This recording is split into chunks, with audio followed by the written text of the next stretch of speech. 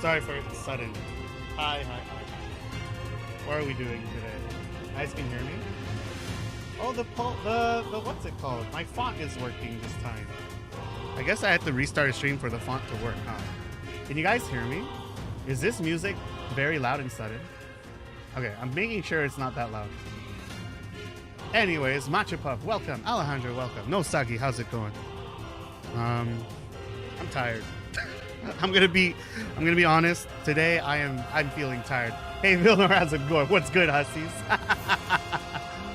You guys are making me awake right now. I woke up early today. I had breakfast, then I took a nap. And then I woke up, then I had lunch. And now it's this. This is like the first thing I'm doing today that's like active.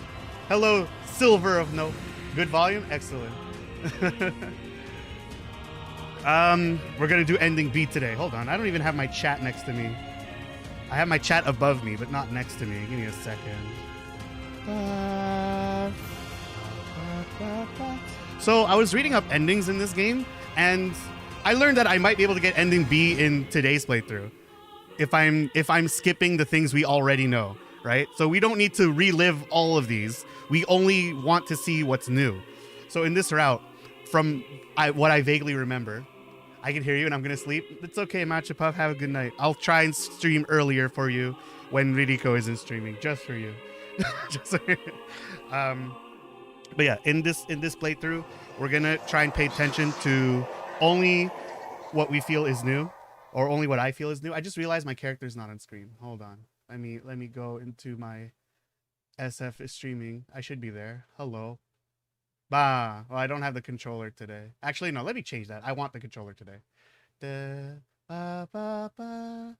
Ba, ba, ba, ba, ba, ba.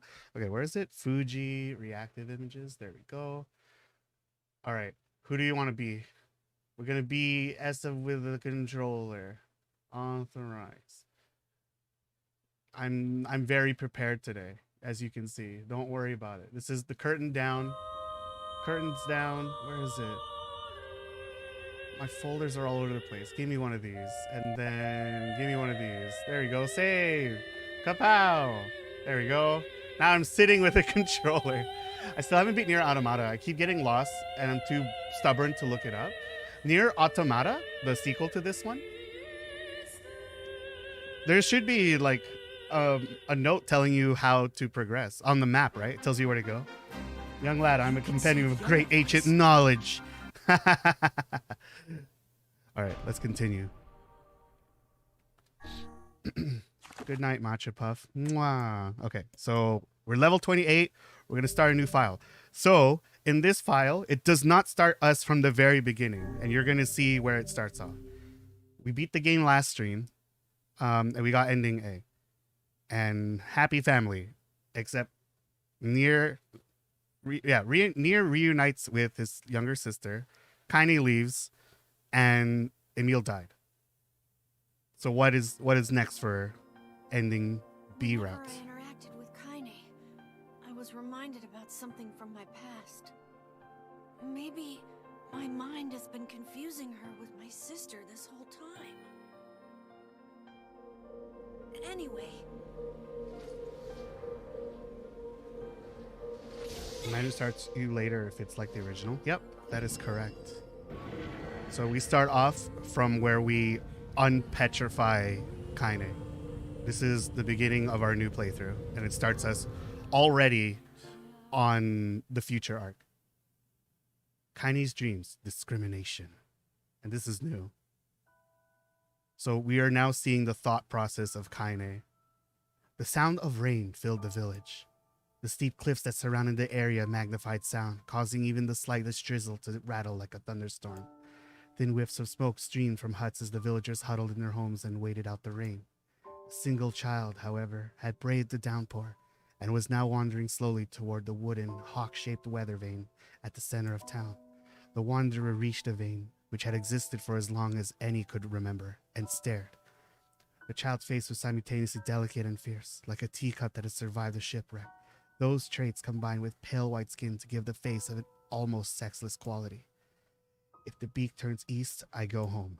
If it stays west, then I... The child blinked. Rain slowly dripped down the young one's short hair and began its long descent to the ground. Come on. Come on. The child felt a slight breeze and watched as the vein slowly creaked to life. Spinning this way and that for a moment, it finally settled with the beak pointing firmly toward the east. East? Really? Before the vein could move again, a jagged rock came spinning and tumbling through the air, striking home against the child's head. The force of the blow dropped the child to the ground as the hail of stones began to fall all around. Oh no, they found me. A heartbreaking smile crept across the child's face as the stones continued their assault. Through the rain, the sound of multiple footsteps grew louder before a voice rang out. Yohoo! Kaine! The voice belonged to Demo, worst of all the bullies in the area. As Kaine struggled to stand, a final stone came skittering through the mud and bounced against her foot. Blood oozed from the cut above her eye and blurred her vision, but she could make out the shapes of Demo and his usual gang of idiots. The boy seemed taken back for the moment by Kaine's seeming indifference to the blood dripping from her face, but quickly regained his bravado. What's up, freak? You like the rain? You like getting all wet? Or did you finally decide to run away from home? Though she knew it was futile, Kaine turned to leave. Before she could get more than a few steps, the other children scrambled and surrounded her. Cruelty burning in their eyes. Kaine knew those were not the only eyes on her. The tormentor's parents watched from the safety of their homes. She was attuned to this sensation. It was one she had experienced many times before. While some villagers simply turned a blind eye to the actions of their children, many encouraged it openly. In a society ruled by superstition and fear, Kaine was something to be hated, and if possible, destroyed. I didn't say you could leave, freak. Demo's words chewed at her like the worm through an apple. He can't hurt me, she lied to herself. Be strong, be brave. He can't hurt me. He can't hurt me. He can't hurt. Oh, look, the little freak is going to cry. What's wrong? Are you sad that everyone hates you and wants you dead? Kaine prayed for the rain to flood down and carry her away from the world that seems to have no place for her. But if there were gods, they chose to ignore her. As Demo crept over closer, the clouds began to thin and the rain slowed. Even the weather hates me. I'm useless. A failure. I wish Demo's rock had taken my head off. Kaine couldn't meet Demo's leering gaze. She lowered her eyes and stared at the muddy ground below. The bully moved forward until he was inches away. She could smell the scent of an old meat on his breath. The boy grabbed Kaine's face with thick fingers and yanked it upward. She tried to turn away, but he forced his gaze back and jammed his thumb against her eyelid to pry it open. Show me. No. Did you just say no? Demo grinned evilly. You don't say no to me. No one says no to me. Not even taking his attention from Kaine. He called to his cohorts. Come on, guys. Let's give the freak what she deserves. As soon as Demo finished, kicks and blows began to rain down upon Kaine. Demo paused, still grinning, as Kaine curled into a ball and tried to make the pain stop. I don't get you, freak. What you acting like a girl for, huh? Everyone knows what you really are. Kaine ignored the question, choosing instead to stare at the weather vane. He continued to point east, as if supremely confident about the future it had chosen for her. Go home? Yeah, that's a funny joke for someone with dead parents and no home to go to. Freak, chanted the children. Freak, freak, freak. Kaine closed her eyes and listened to the rain, waiting for the pain to start again. As the clutching hands of the village children closed around her, she bent her mind to the sound of the rain, letting it become her world entire. The rain fell, but the pain never came. Only when the laughter of her tormentors turned to terrified cries did she dare open a single blood-caked eye. Kaine was shocked to see Demo sprawled on the ground, holding his head and screaming in pain. She could see blood welling from spaces between his fat, twisted fingers. Oh my God, he's crying. He's actually crying. Deprived from their leader, the other children glanced back and forth between themselves, as if waiting for someone to step forward and take charge. When no savior emerged, they began an uneasy shuffle away from Kaine. But the young girl was the least of their concerns. Instead, their attention was wrapped on the ancient woman standing a few feet away. After struggling for breath for a moment, she finally spoke in a voice thick with rage. Hurts like a bitch, don't it? Now I suggest you scatter before I throw another one. And if any of you little bastards ever touch Kaine again, I'll do far worse than throw a rock. You can count on it. The old woman crouched down and gently touched the hand Demo was using to cover the wound. Before he could take the protest, she ground her palm into the wound and twisted it back and forth. Ow! He screamed. leaping to his feet. Stop it, what are you doing? Quit whining, ain't no one ever died from a scratch. You hit me with a rock, you stupid bitch. A big one, that thing could have killed me. The old woman shrugged. Death is the best cure for stupid. Demo's face twisted with rage at her words. Locking his eyes on Kaine, he took a step backwards and spat on the ground. Get out! Leave the village! No one wants you here! Either of you! Seeing the old woman grab another stone, Demo and his companions turned tail and ran. As they fled, the old woman grabbed her side and barked out a single laugh. Ha! Look at the fat boy go! Guess he's healthy enough to run from a fight. The woman's smile faded as she turned her attention to Kaine. Kneeling down, she removed her shawl and placed it around the younger shoulders, then produced a cloth from the folds of her dress and began blotting at the blood on her forehead. Oh, Kaine, she said, why didn't you fight back? You're stronger than that lot. The words of her grandmother stung Kaine, and she turned away. Don't be nice to me, she said. I don't deserve it. Nothing matters anymore. Her tears, held in check for so long, finally began to fall on the muddy ground below. Everyone hates me. They think I cause bad things to happen. They think I'm a freak.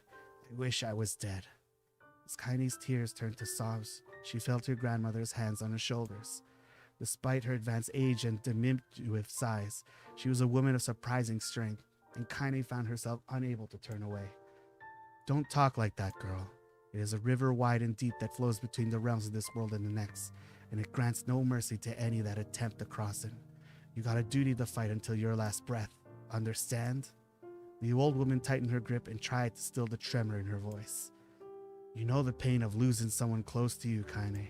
You know because you survived it. As the words hit home, Kaine was struck by the force of her love for the old woman. As a young child, she didn't even know of her grandmother. When her parents died, the woman quickly accepted her as her own. Grandma, as Kaine called her, was cunning, vulgar, and quick to violence, and their first few years together had not been easy. But with each year had passed, Kaine and her grandmother had grown closer. However, it was only now, sitting in the mud with tears and blood caking her face, that Kaine truly understood the depths of her affection. Here was a woman who had seen hard times, who had seen death, who had fought through all these things and somehow emerged on the other side. If anyone can understand Kaine's pain and loneliness, it was her. Do I make you sick, Grandma? Of course not. Don't be an ass. Kaine drew her grandma's moth-eaten shawl around her body and shuddered. But my body, it's not normal. If I was normal, then Mom and Dad wouldn't. Hush, interrupted Grandma. I will not hear another word of this nonsense. You're my granddaughter, and I love you. And if folks have a problem with that, they can just go to hell. With that, the old woman reached out and placed a wreath of dried flowers in Kaine's hair. The skill it took to bend the flowers without breaking the stems or losing a single petal was remarkable, and the beauty of it made Kaine want to cry all over again. Oh my gosh, these are lunar tears. Grandma, you made this for me? Lunar tears were legendary flowers. Most people could live their entire lives without ever seeing one, and yet her grandmother had somehow collected a dozen or more. Kaine reached up and touched the wreath, as if she couldn't believe it was real. Where did you find these? Just stumbled upon them while I was out doing the shopping. The old woman turned away as she spoke, leading Kaine to suspect that the search had been more difficult than she was letting on. The pains she took to construct the ornament, let alone track down the flowers used in its construction, made Kaine's heart hurt. She reached up and gently adjusted the wreath, admiring the way it felt between her fingers. It didn't turn out quite right, said her grandmother as she squinted at it. These old hands have trouble with delicate work, but it sure looks good on a pretty girl like you. Kaine blushed and turned away. You think I'm pretty? Of course you are. What a fool thing to say. Thank you, Grandma. Her grandmother smiled. We're gonna be fine, you and me, she said. As long as we got each other, we'll be fine. Kaine took her grandmother's hand in hers, and the two of them struggled to their feet. As they began the long walk home, Kaine gripped the hand with all her might, as if trying to stop smoke from drifting away on the wind. The rain had stopped. Kaine stood beneath the weather vane, watching it spin in lazy circles, no longer caring about the direction it faced when it stopped. I don't need to escape. I have a home now. Grandma loves me, and that's enough. even if it's us against the world. Kaine let her gaze drift up past the vein and into the cloudy sky. The last faint hints of a rainbow were slowly fading. As she turned and headed for home, the light scattered into a million particles and vanished, seemingly taken away in the breeze. Hi, Gospel. How's it going? Welcome. In the distance, Kaine heard the steady sounds of an axe striking wood. The noise had a purposely quality to it, as if she was hearing a master woodsman go about his work. The firewood being produced, however, was as far as a work of art as it could be. Pieces of every shape and size were being flung about a barren yard with wild abandon. Anyone trying to stack such wood would probably die of frustration before the job was through. Stupid piece of shit axe. Kaine's grandmother flailed away with the axe, filling the air with both splinters of wood and words that would make the most hardened sailors blush. "Grandma," called Kaine. "That you, Kaine?" yelled the old woman, taking her eyes off the wood for a moment. "Don't get too close, or I might take your goddamn foot off by mistake." She brought the axe down on a piece of wood, sending chips flying in every direction. One spun past Kaine close enough for her to hear the whistle, at which point she decided to step back.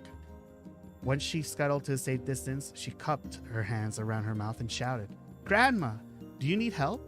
I can get you water or lunch or a new axe or something."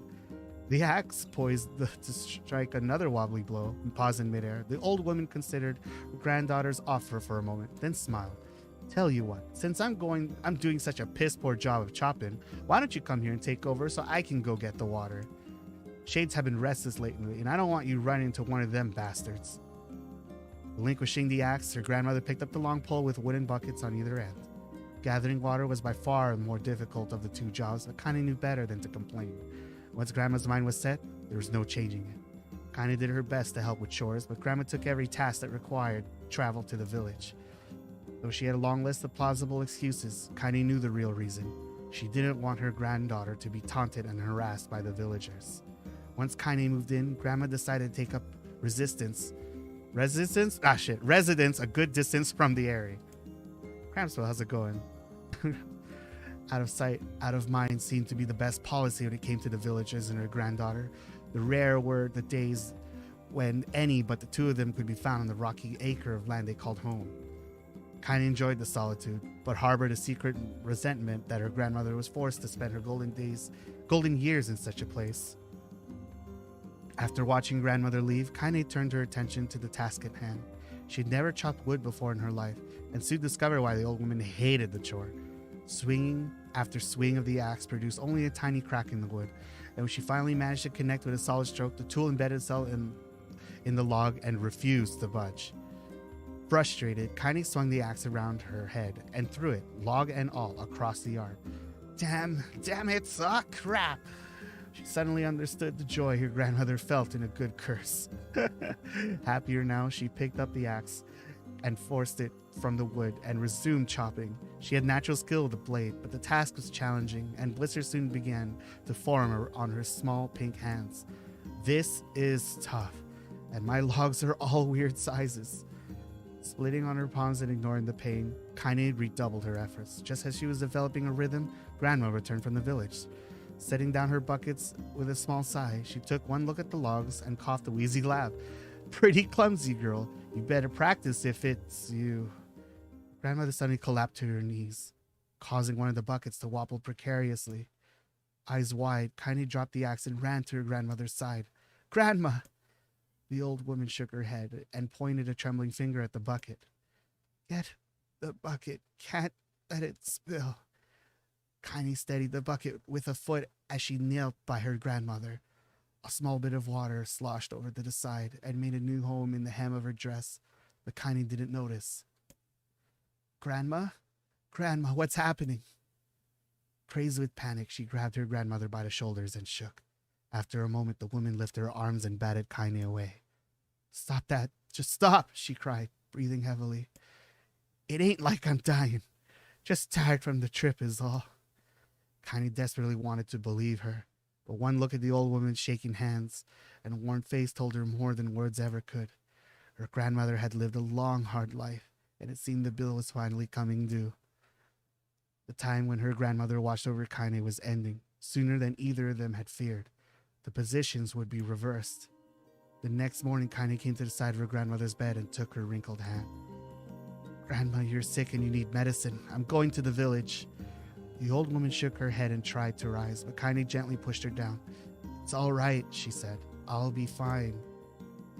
Her grandmother fixed her gaze that would melt steel. "Bye, sliver of hope." After what seemed an eternity, she finally lowered her eyes and sighed.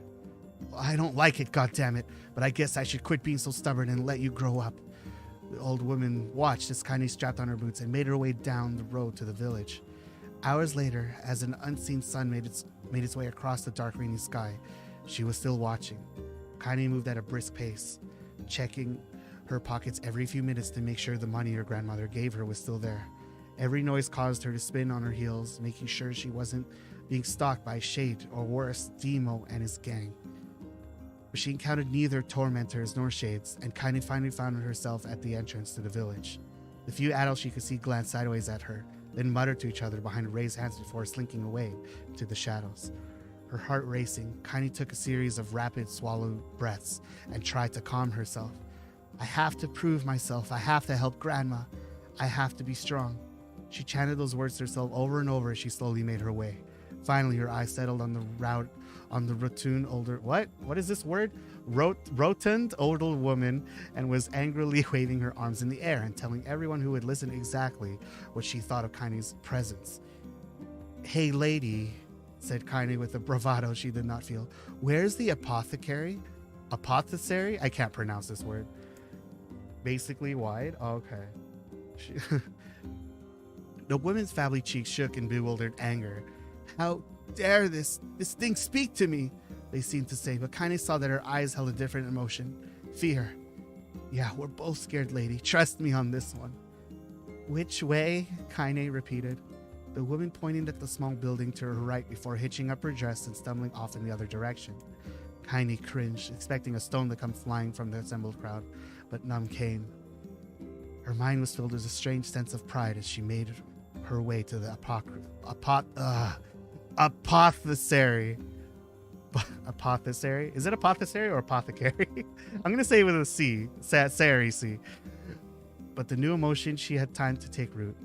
Or hard C? Oh, it's with a hard C. Okay, apothecary. Carry. Okay, thank you. But the new emotion had little time to take root. For as soon as she opened the door, she noticed a familiar customer at the counter. It was Demo. He'd clearly been sent here in some kind of family errand because his gang of followers is nowhere to be found. "Oh my god," he sputtered. What are you doing here, freak?" The insult was delivered without force, and Kaine happily ignored it. Stretching on tiptoes to see over the counter, she asked the shopkeeper for the medication. "Ha!" barked Demo. "That old bitch finally kneel over? Go to hell, Demo!" The boy's eyes grew so wide they seemed ready to fall out of his head. But before he could fly a comeback, or worse, a punch, the apothecary told him to knock it off before he kicked him out of the store. Demo slunk out of the shop, cursing Kaine under his breath. Once he was gone, she allowed herself to breathe once more, taking a brief tour of the shop while the owner prepared her medication. Countless tiny bottles filled the cramped store, each with a label written in some indecipherable language. An ocean of aromas assaulted her nose, creating a scent that was exotic but not altogether unpleasant. Seeing such a variety of supplies gave Kaine a sense of peace. Surely in a world so vast there would be a place that she could call home. But on the far wall behind the counter rested a portrait of a stunning young girl. The picture had once contained bright, vibrant colors, but time had worked its cruel magic, and they were beginning to fade. The beauty of the work, however, remained undiminished. "You like that picture?" Kaine turned to find the apothecary with a small vial of medicine in his hand. His eyes were gentle but sad, and they seemed to stare through her and into nothing as he spoke. "That's my daughter. I sketched it when she was just a little girl. She's been dead a long time now." Kaine didn't know how to respond. She just stared at the portrait, tried to come up with the right words. "Pictures are wonderful things," continued the shopkeeper. "They let the closest ones closest to you live on forever." He shook his head slightly, then looked down at Kaine and smiled. Handing her the medicine, he reached into his sizable green apron and produced a handful of old wax crayons. "You should have these. There's no one left that I wish to draw. Kaine took an instinctive step back, causing the shopkeeper's face to darken. Yes, I've heard the rumors about you, he said. It's a small village and word travels quickly. Between you and me, I'm not sure which of them to believe, but I also don't think they matter much. I know your grandmother, Callie, and I think the way she's driven out of town was just deplorable. Grandma's name is Callie? Thought Kaine suddenly. She was still mulling this new fact over in her mind, and she reached out and gently took the crayons in the apothecary's hands. Your grandmother is an old friend of mine, he said as Kaine scooted away again, and I owe her much. I wager she would like it if you drew a picture of her. Yes, I think she would like that very much. Kaine murmured a quiet agreement, but inside her heart was bursting.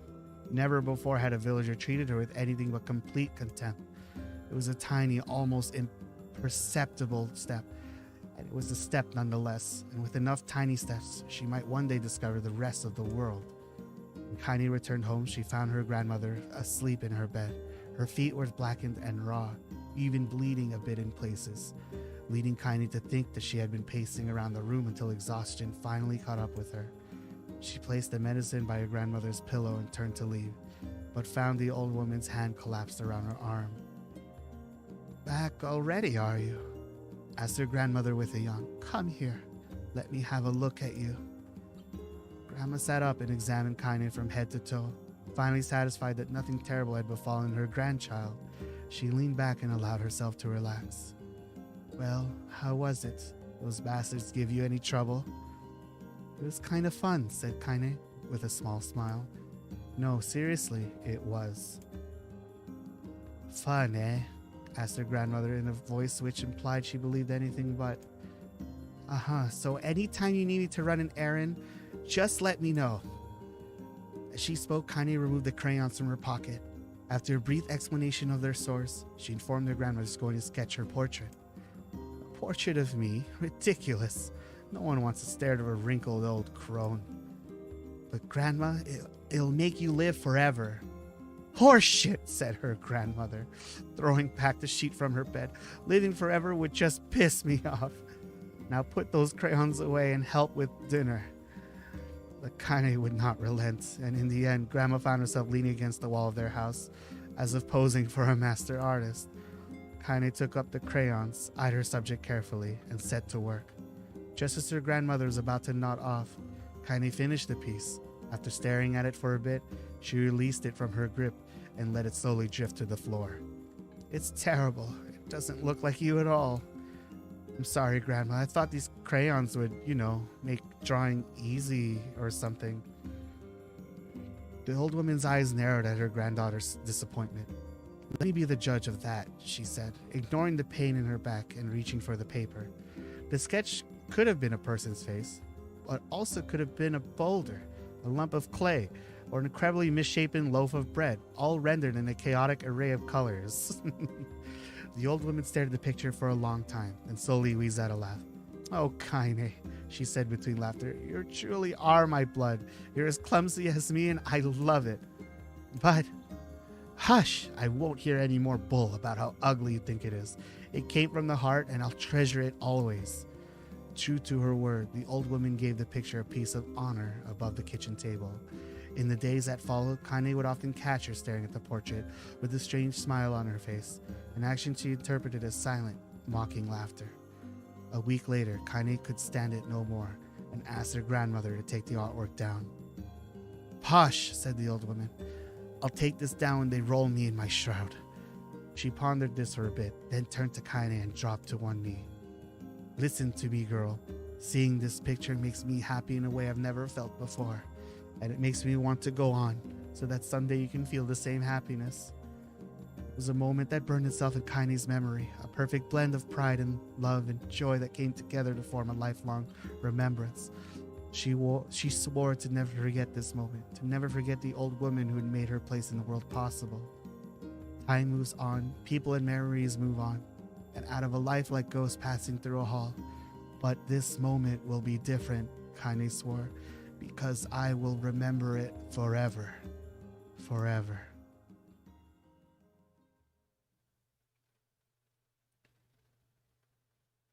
Yay. What? Are we back? No, we're not. Kaine. More reading. Kaine listened to the sound of crackly firewood and stared at the black object on her plate. She'd been pushing it around the wooden disc for a good 10 minutes, ignoring the bemused stare of her grandmother. Finally, she summoned her courage and gave the object a brief sniff. A sharp, bitter scent flew up her nostrils and made its home there, causing her face to twist with disgust. Grandma, I can't believe you want me to eat a bug. The old woman threw some more wood under the cooking pot and snorted. It's no bug, you fool. It's a berry. Why the hell would I be feeding you bugs? Yeah, well, it sure looks like a bug, says Kaine, and I think it's burned or something because it smells terrible. With that, Kaine held her nose and threw the berry in her mouth, chewing as little as possible. Oh yeah, that's terrible, all right. Why, you little brat, laughed the old woman. Look at the sass on you. You've been spending too much time with me, and that's a fact. 5 years had passed since the moment when Kaine's grandmother saved her from the bullies. As is often the way with two stubborn people, their relationship had grown in fits and starts, but moved forward all the same. Meals that used to be somber affairs were now filled with laughter and hurled abuse in equal measure. Kaine could not remember a time when she had been happier. As the years went by, Kaine started to shoulder more and more of the daily responsibilities. Grandmother's legs grew weaker by the day, and she could no longer do many of the chores she used to take for granted. And so this morning found Kaine lacing up her work boots with a breakfast of burned berry rolling through her belly. Where are you going today? Asked Grandma suddenly. Kaine looked up surprised. The old woman rarely asked for specifics anymore. Well, I was going to check out the calma trees and see if they're ripe. I thought we could make some jam or something. Oh, and I'm going to pick up some flagstones, so I need to take the wheelbarrow. Flagstones? What the hell for? Kaine stared at her grandmother, then held out an arm and swept it around her home. Constructed mostly of cloth, rope, and rubble, the old place sagged like a boxer in the final round. Grandma, a dying cat could shoot through this house. I'm going to build a stone wall so we have some protection.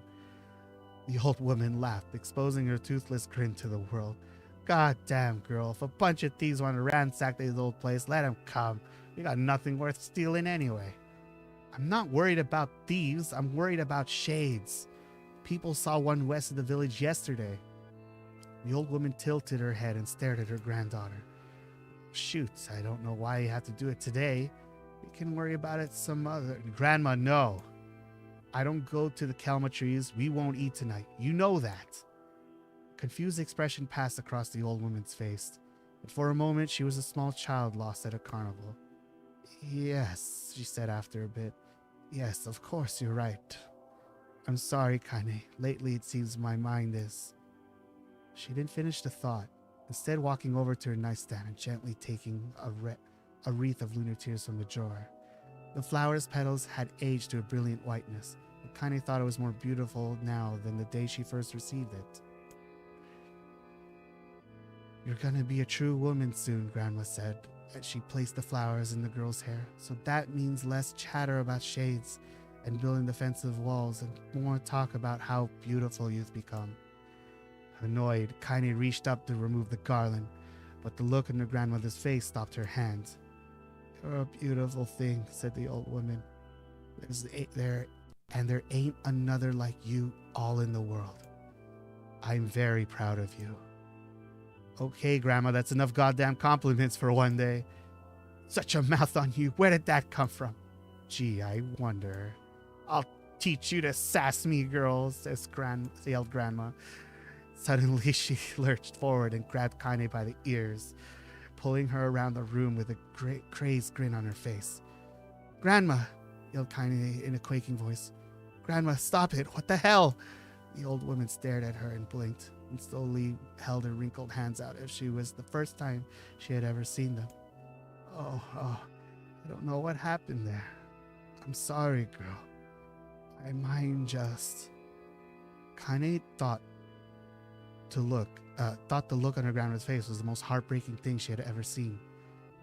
Listen, she began. Maybe I should stay home after all. No, I won't have you stay here to keep an eye on an old cougar like me. You go get your fruit and your wall and whatnot. I'll be fine. And when you come back, I'll have a nice grasshopper dinner waiting for you. Kaine rolled her eyes, then kissed her grandmother on the forehead and made ready to depart, trying desperately to ignore the worry that was gnawing at the walls of her heart. Kaine could feel the old woman's eyes watching her as she moved down the path. Don't turn around, she told herself, but in the end the temptation was too great. She spun on the hill one final look and saw a small, bent woman standing in front of the ramshackle hut with a sad expression on her face. Gods, she looked so old now. It's like the wind could reach down and just carry her away. Kaine worried about her grandmother all day, causing her work to suffer. What little fruit she could collect was tossed carelessly into the wheelbarrow, and she only found a couple of stones before losing interest in the project. Finally, as dusk approached, she decided to call it a day. Cursing herself for the lack of focus, Kaine pushed the nearly empty wheelbarrow back down the path. As she crested the final hill, she suddenly froze in place. The wheelbarrow fell from her fingers and collapsed on its side, sending a few pieces of wrinkled brown fruit rolling back down the hill. Her face was transfixed by a thick black cloud that hovered just ahead, tracing its path with a finger. Kaine suddenly felt her stomach knot in on itself. No. Oh gods, no! Her grandmother's house was ablaze, and the flames licking up as if trying to touch the sky itself. Grandma? Grandma! Kaine ran then, faster than she had ever moved in her life. When she tripped on a stone and went sprawling to the rocky ground, she leapt to her feet and continued running, unmindful of the blood that spilled from her wounded hands and knees. As she got closer and closer, Kaine's mind began to race in time with her footfalls. It's too dark. It's too dark. Not just fire. It can't be fire. It's too much smoke. God save her. God save her. She burst into the front yard and came to a sudden halt. Her worst suspicions confirmed. The smoke from the fire was mingling with the thick, inky blackness of an enormous shade. The massive creature supported itself on 3 twisted feet and achieved balance through means of large armored tail, scales, horns, and claws sprouted from its body in a random chaotic pattern, giving it the appearance of a lizard designed by some insane god. Seeing Kaine, it let out a roar and flickled its tail, sending small whirlwinds spinning around the yard. For a moment, the creature retreated into a shimmering inky blackness, as if her mind was unable to comprehend that such a thing could actually exist. But then the smell hit her, a blend of rotted meat and excrement. The horror became real once more. The creature bellowed again, and this time Kaine responded with a scream of her own. All right, you bastard, she thought as her scream echoed off the high cliffs around them. It's you or me. Let's go. The shade eyed Kaine with bemused interest, and then it began looking from her to the house and back again, as if urging her to look at the destruction it had so gleefully wrought. With dread building in her heart, Kaine glanced toward the house. Through the smoke and flames, she spotted a small figure struggling to escape the ruins. Grandma! At the sound of her voice, the old woman began waving frantically. She's alive! Thought Kaine. Alive! Kaine's legs sprang to life. She raced through the yard toward the flaming wreckage of the house. Before she could advance more than a few steps, the shade opens its mouth and let out a roar powerful enough to uproot the trees and send them flying. The blast sent Kaine tumbling through the air before smashing her against the rocky earth. Stars danced in front of her eyes as she tried to remember how her legs worked. Get up! Get up! Get up! Get up! Get up! Now! As Kaine struggled to her feet, the shade stomped toward the house and pinned her grandmother to the ground with the tip of a claw. The old woman struggled to move the claw from her stomach. She might as well have been pushing a mountain. She coughed briefly, sending a small spray of blood into the air, then collapsed to the ground, her energy spent. Kaine lurched to her feet only to fall back to earth with a gasp. Her ankles were on fire.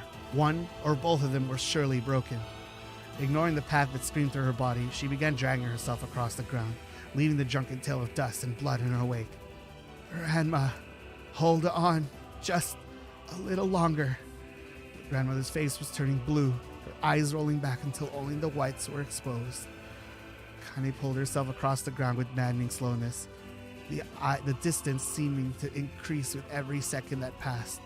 The shade glanced between the two women and flicked out its tongue, its giant mouth turning up at the corners. Short, planted breaths belched from somewhere deep inside its core. Bastard, laughing at us. She had no idea how such a mindless creature could experience emotion. There could be no doubt the shade was taking joy in their suffering. Yeah, I see your plan. The shade moved its claw slightly, allowing Grandma to breathe again. It was clearly keeping her alive, only to snuff out her life when Kaine was close enough to touch her. I'm gonna kill this bastard. Summoning all her strength, Kaine rose to her feet, and there was a sickening snap from her right ankle as the foot twisted backward, but she forced it from her mind and began to hobble down toward the monster. Pulling a small knife from the pouch at her waist, she leapt on the foot that pinned her grandmother and plunged the weapon deep. "Give her back!" she screamed. "Give her back to me!" It was like stabbing a rock. After the few swipes, the knife broke at the hilt with a dull snap. The shade panted laughter again, then raised its tail and sent her rushing through the air toward the young girl that was latched to its foot. Kaine never had a chance. The tail struck her square in the chest and sent her crashing to the burning wreckage of the home. As she lay on the ground with blood pouring from multiple wounds, a small, weak voice spoke up. "Kaine?" Kaine's vision blurred, but she forced herself to focus on the sound. Finally, her eyes cleared enough for her to make out her grandmother's hand reaching out to her through the smoke. "Grandma?" "Kaine, you gotta run. You can't best this one." Kaine grabbed the hands and held on with all her strength. "Grandma, come on, we have to go." The old woman coughed loudly. One of her hands, thick with blood, slipped to Kaine's grasp and thumped to the ground below. "Grandma, no, no." I said, "Run, goddammit. You have to live. You have to get through." The thought would stay forever unfinished. Before she could say another word, the shade's clawed foot descended, smashing through the remains of the roof and down upon the shattered figure of the old woman. Blood oozed from gaps in the creature's toes as the terrible putrid smell assaulted Kaine's nose once again. She stared at the foot, dumbfounded, convinced that what she was seeing could not possibly be real. When the creature finally lifted its appendage, all that remained underneath was a twisted, unrecognizable mass of rubble and red. Her grandmother was gone. Kaine blinked, trying to feel the hands of which had been in hers for just a moment before. For a fleeting instant, she could remember the warmth of that embrace, the trembling of the fingers, but then the sensation drifted away on a breeze and was gone. Memories flashed through Kaine's mind, one after the other, faster and faster, until they became a meaningless jangle of noise. Kaine screamed then, a thunderous sound that echoed off the cliffs and seemed to roll away forever. The shade eased forward, black ichor pouring from its mouth and dissolving into smoke on the ground below. The earth shook with every step as it crept toward its prey. Kaine's body slowly rose as if controlled by a mad puppet master. Her arms and legs were bent at impossible angles. Her head what? Her head lolled? Okay, dangerously to the side. You mean rolled? Head lolled? Okay, whatever. To the side, yet somehow she managed to stand. Staring at the shade, her eyes began to glow with deep red fire. The creature, so confident just moments before, took a slow, hesitant step backward, trying to discern if this broken human could possibly pose a threat. Kaine seized the moment, laughing like a madwoman. She lapped into the air and plunged the shattered hilt of her knife deep into the leg of the shade. The shade shook Kaine off like a fly, sending her crashing to the earth once again. Her chest rose and fell slowly, as if great weight were resting on it. Moist sounds of pain echoed through her mind. Something warm and thick oozed from her ears. Is that blood? I think it is. I think I'm bleeding to death. No, can't die. Grandma told me to live. Deep inside Kaine's mind, something finally broke. The sound, the pain, the smoke and flames, all of it faded away until all that remained was a single incantation repeated over and over again. Kill it. Kill it. Kill it. Kill it. Kill it. Kill it. Kill it. Kill it. Kill it. Kill it. Kill it. Kill it now! As a spark that was Kaine slowly began to flicker and die, she felt her desire to kill and her desire to live blend into one. The distance between heartbeats grew longer and longer and longer. Whoa! And we're back.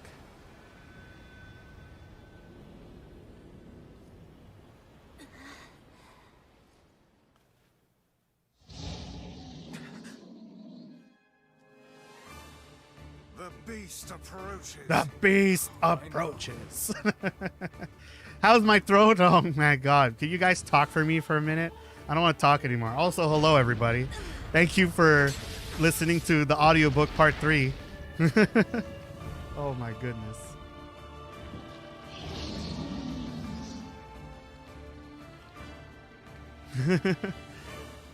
All right, let's go. Let's go. Ah, what? I've been dodging like crazy. Anger this creature must have. Okay, we still got these. These past 5 years. We're not gonna let this happen again. It dies today. It dies today. Yeah. Da da da da da da da da da. Boom. The skill of the user. Strike it down. Did we kill one already? Can't tell. I don't know what's going on. Oh. It's here. Ah. Okay, there we go. Oh, we carried over our levels, so we're doing more damage than before. Ah, it's not over yet. There we go. I need water. I hella need water right now.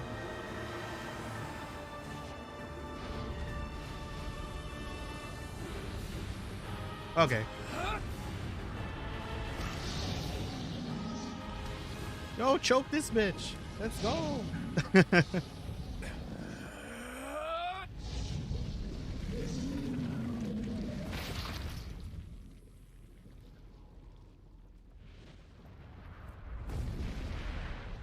Game audio is very quiet for me. I don't know if it's my headphones or not, but my headphones are at max volume. Oh well.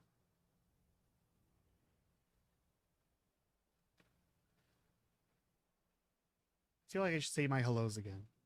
I guess I could say my goodbyes. Sliver of Nope and Matcha Pop, have a good night.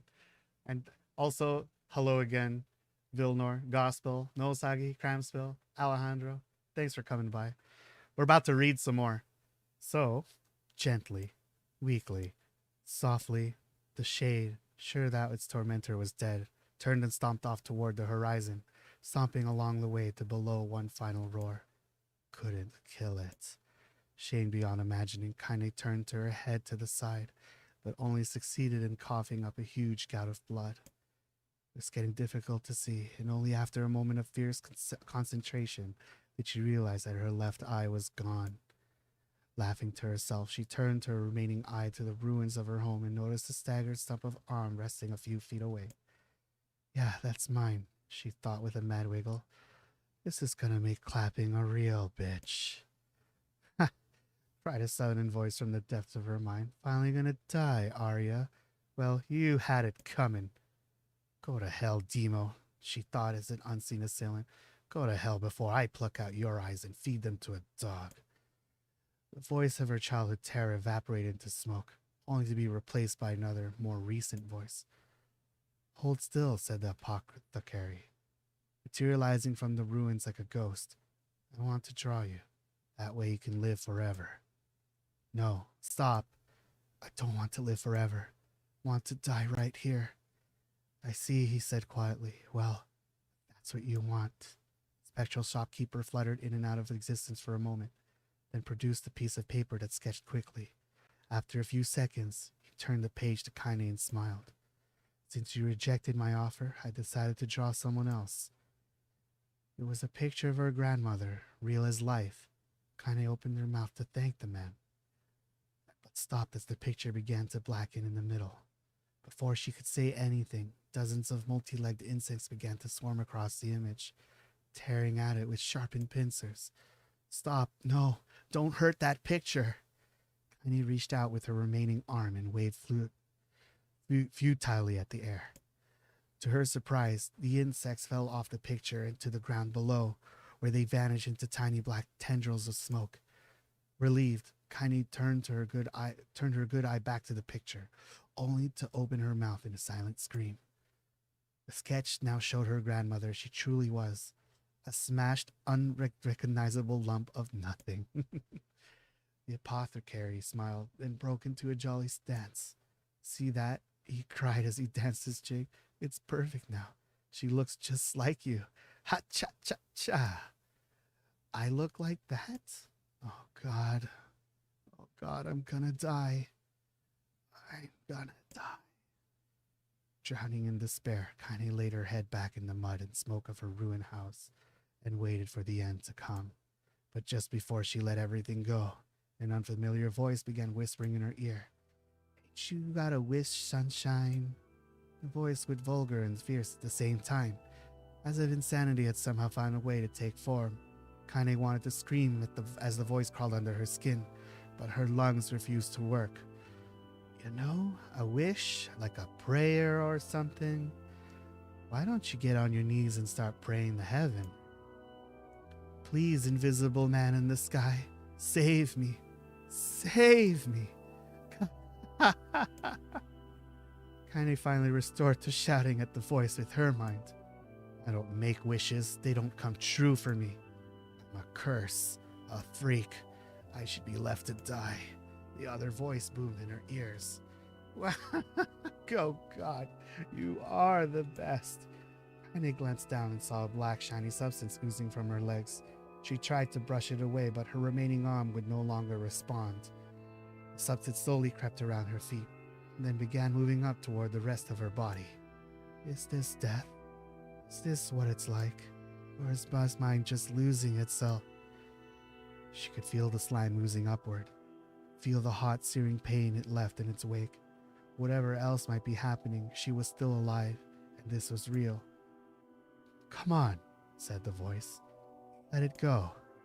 Kaine tried to ignore the voice and concentrate on the pain, but the newcomer would have none of it. Don't ignore me, sunshine. You're ready to give up, ready to die, so why not let me have it? Have what? Your body. Come on, give it to me. Give it to me. I want to stand on the ground, feel the rain, taste the wind. The voice paused as if licking its lips. When it resumed, it was filled with unabated joy.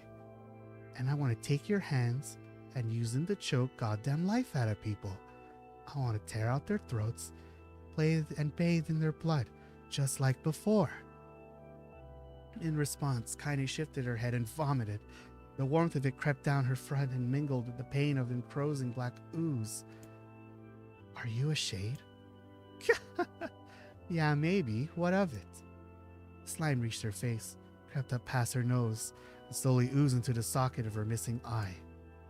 The moment it touched her brain, Kaine was struck by the most powerful sensation she had ever felt in her life.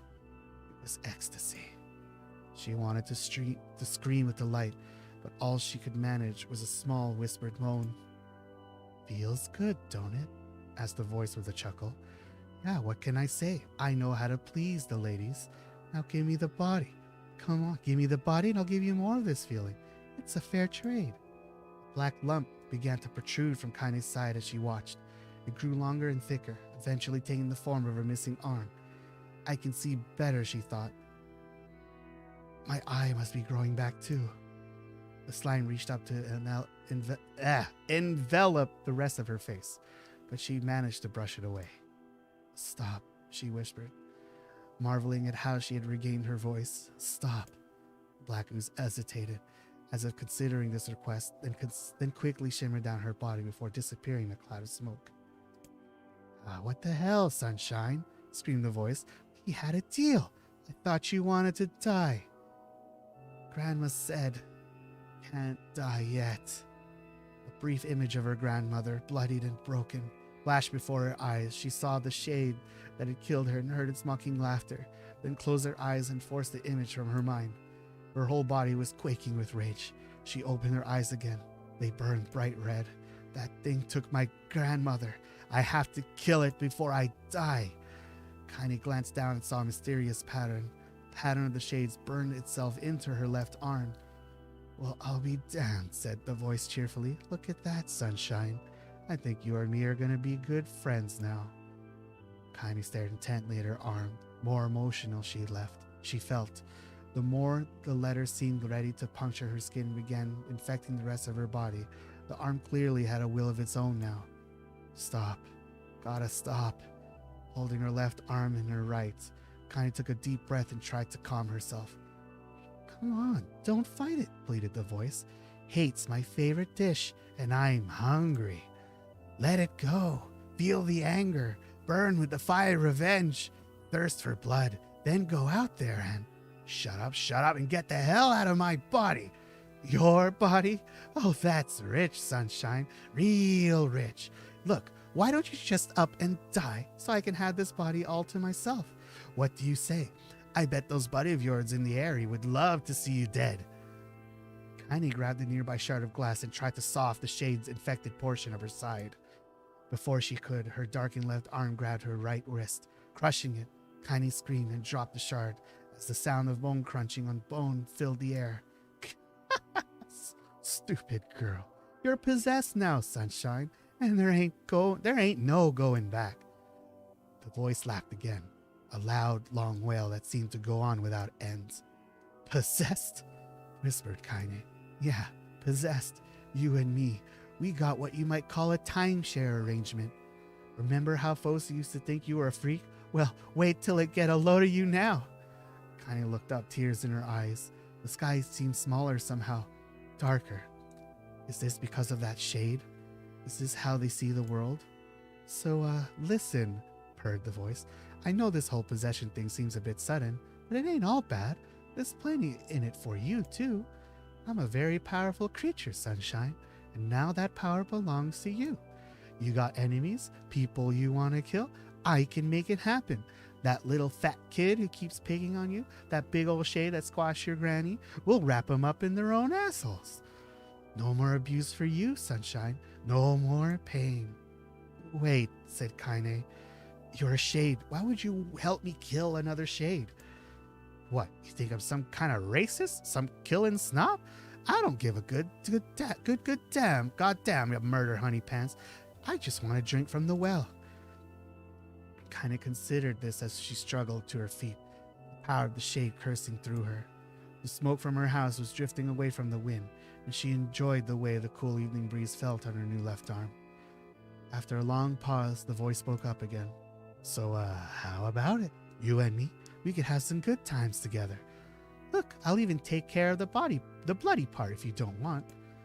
Fuck off, asshole, muttered Kaine. I'll handle the killing. Ha! Screamed the voice. Look at you go. Oh, sunshine, we're gonna have so much fun. So listen, my name's Tyran. If you ever need me, I'll just be hanging out in this piece of meat you call a heart. Now get to it. The more you kill, the more your heart turns rotten and sour. And I like rotten and sour. Kaine found herself nodding at the voice. Yeah, she said. Yeah, I think this can work. I'm gonna find that shade. I'm gonna strangle it with its own guts. And when I'm done, I'm gonna do the same to you, Tyran. Count on it. Ha! Laughed Tyran. I've shit bigger than you, so good luck with that. Oh, and hey, one more thing. Right now, you and me are sharing this body. But if you ever run out of hate, if you ever, go soft, then I'm gonna take over everything. So keep on killing, sunshine, and watch your back. The voice grew fainter and gradually faded away, fading into somewhere deep inside Kaine herself. Kaine waited until she was sure the voice was gone, then waved her new left arm around a few times. It feels perfectly normal, she thought. It feels like mine. Desperately, she began poking and prodding at the new lib, determined to find something wrong with it. She didn't want it to feel normal. That would mean the creature inside her had already won. I'm not a shade. I am Kaine. Repeating this mantra in her head, she slowly began digging through the rubble of her house, being careful to ignore a certain red-stained spot in the corner. Finally, after what seemed like an eternity of heartbreaking work, she found what she was looking for. It was the wreath of lunar tears. Though it had been through a hell and back, the garland's petals were as bright as ever. Kaine started to place it in her hair and slowly lowered the wreath and stared at it. I'm sorry, Grandma. I'm so sorry. I don't deserve to wear this anymore. I'm possessed, corrupted, a freak. And this time, I don't think there's any going back. Holding the flowers to her heart, Kaine fell to the ground and sobbed. As night gradually lightened to dawn and the people of the area arose to their daily lives, she remained in that position, as if tears could somehow wash away the horror that now infected her world. Alive. Stay alive. Stay alive. Grandma. Kaine, you gotta live. You gotta come back to us. I wish someone could call me Sunshine. So did all of this memory happen while she was petrified, you think? Before we rescued her? Hey.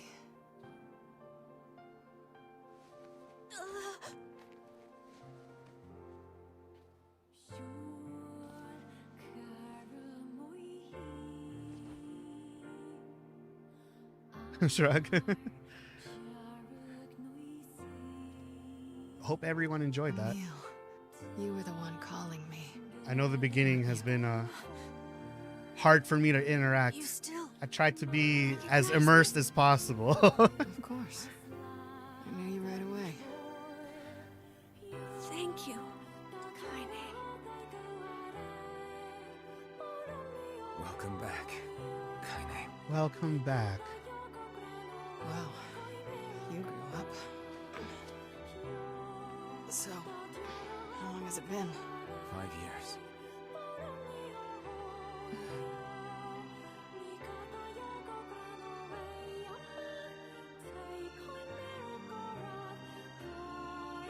It's still enjoyable. Yay. Shit. That's a long time. Any luck with Yona? We are still no closer to finding her. So We need a way to I'm locate wondering if the I should Shadow start Lord. skipping these parts because they're By the way- exactly the same. This is for you. Like just skimming through it. Lunar tear? It's not as good as your grandmother's, but I tried. I don't know, but I still like reliving this too.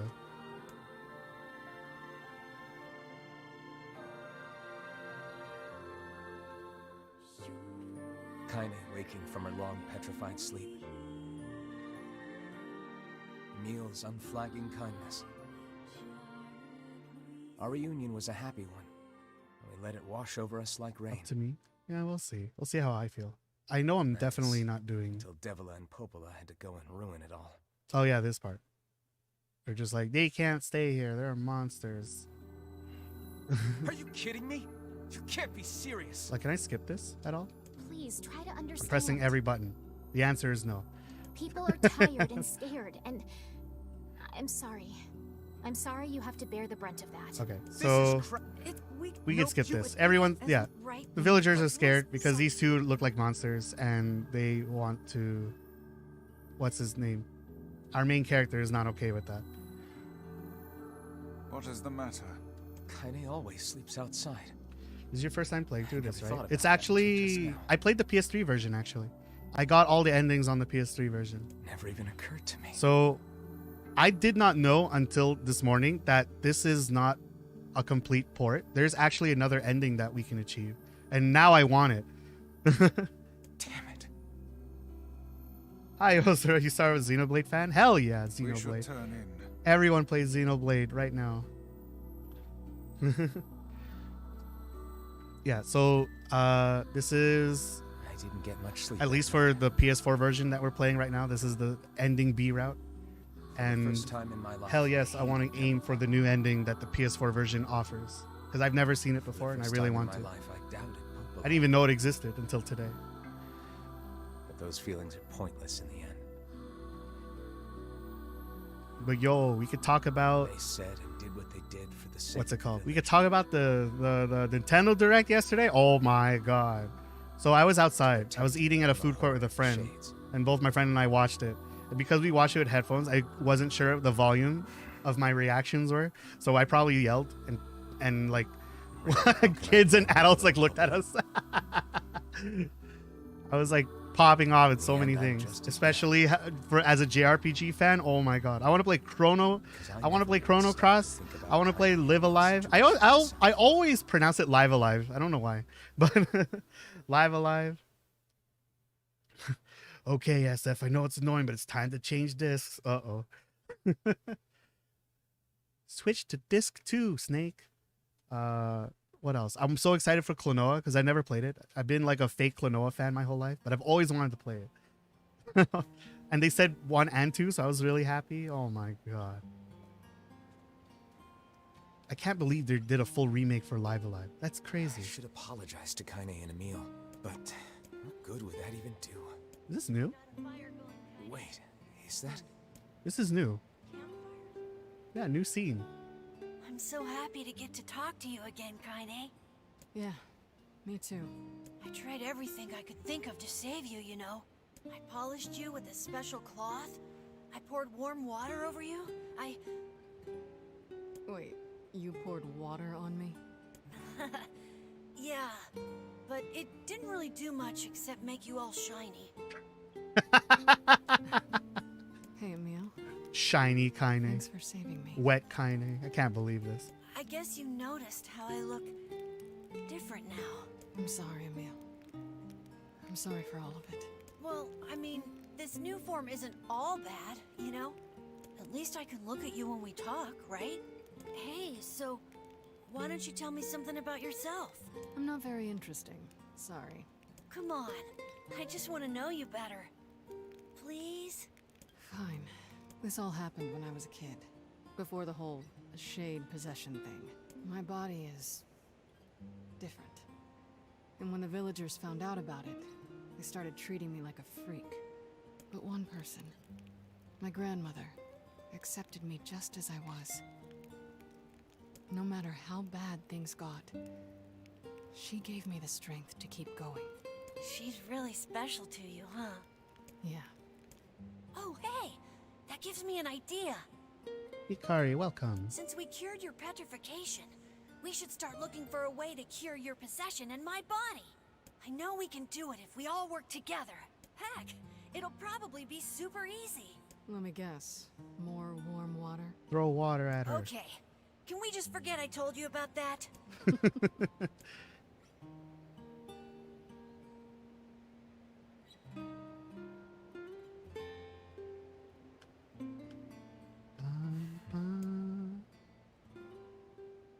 Yeah, it's a new scene.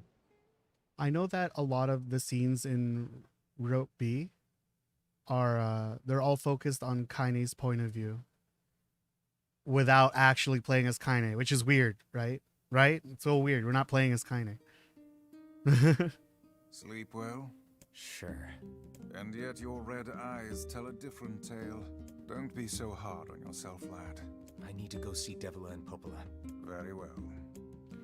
Oh, Weiss, I've missed you so much. Give me all this. Give me all this lunch money. What might that be? Hmm? It's Mom's diary. I have not heard you speak much about your mother. Is this new? This wasn't here before. She got the black scrawl and died when I was little. My apologies for bringing it up. It's all right. I can barely remember her face anymore. This is the only thing I have left of her. Reading it helps remind me of when we were still a family. I see. But the final entries get a little strange. Strange? In what way? Well, here, take a look. Oh no. Oh no. At least it let me save. More reading? Say there. Can you not hear me? What's happening? Oh. I know who this character is. Why are you standing about like a slack-jawed ninny? Sorry. Felt like I was dreaming or something. Sleeping on one's feet is quite the talent indeed. Come now. There's the door. Right. Let's go. The character is still named after me.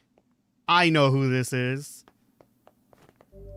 Beyond this point, you'll be able to save until the battle is over. Do you want to go through the door? Until the battle's over? How long is this battle?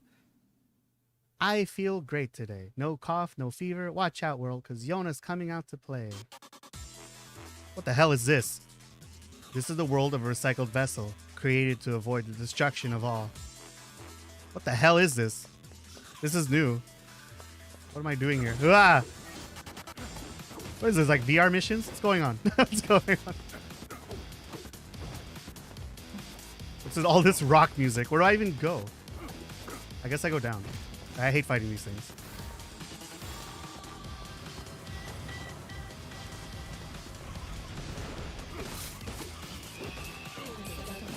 How's everyone doing today?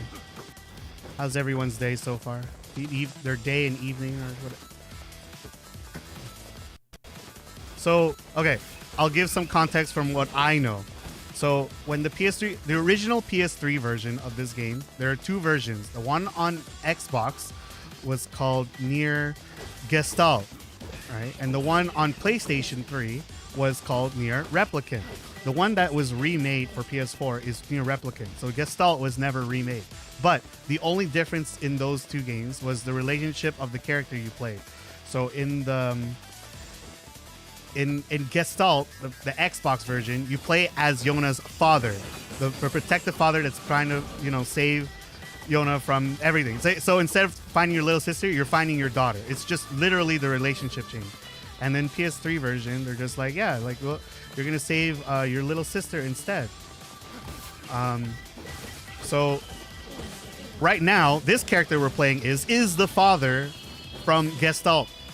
I don't know why we're playing as the father right now. I don't know, because this whole mode is brand new to me. Oh, this is Emil's song. It's a remix of Emil's song. That's cool. I'm worked and now I'm on my way home. That's nice. I'm glad when I'm home. Awesome. Being able to finish work and finally able to relax. That's a very nice feeling. I kind of used to miss that feeling. I don't get that feeling now because I'm always working. And when I finish work, I'm always still thinking about work because my room is where I work. So it's kind of weird like that. I kind of wish like I can just work somewhere else outside of home and then I can go home from that. Like there are rental offices here that I can do, but I've never done it because I have to pay for it. I don't want to pay for it. This game looks very interesting. Never played it. It has really good music and story. It's very, very fun. I recommend it a lot. Ow. Ow. Okay. Did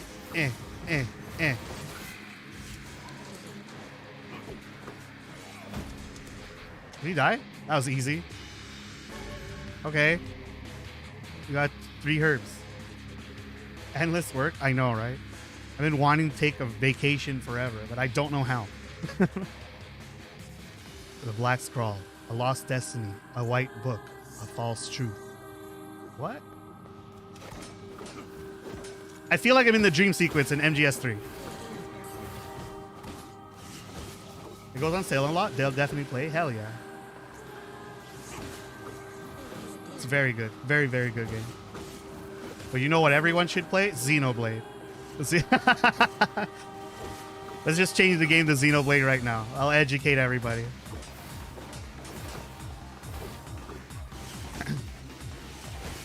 But Xenoblade is not an action game. So if you like action games, this one is pretty cool. A lot of people's first NieR game was Automata. And I think Automata's gameplay is way better than this one for sure. Way better than this one. Because Automata was made by what's it called? The game system is made by Platinum Games for NieR Automata, which is the sequel to this one. But they're not related in story. Or they very loosely are, but it's not directly related. It just takes place in the same world, but like they're not related to each other in terms of plot. What was I saying? Yeah, but Platinum Games made NieR Automata. This one's Replicant. And yeah, the gameplay in Automata is really, really fun. I like it. I like Automata's gameplay way more than this one, for sure. Oh my god. I'm staying in the air. Ah! Okay, now I'm fully charged. Go, go, go.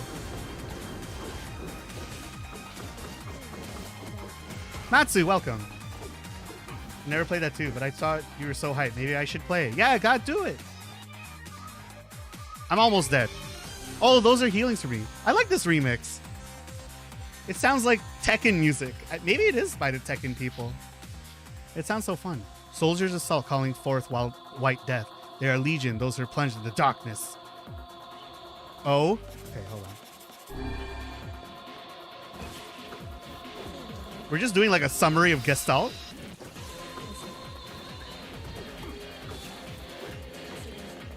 Someone told me this mode was DLC and I believed them.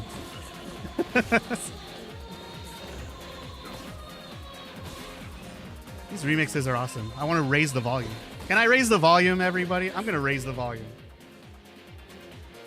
I raise it by 3 dB. If it's too loud, just let me know.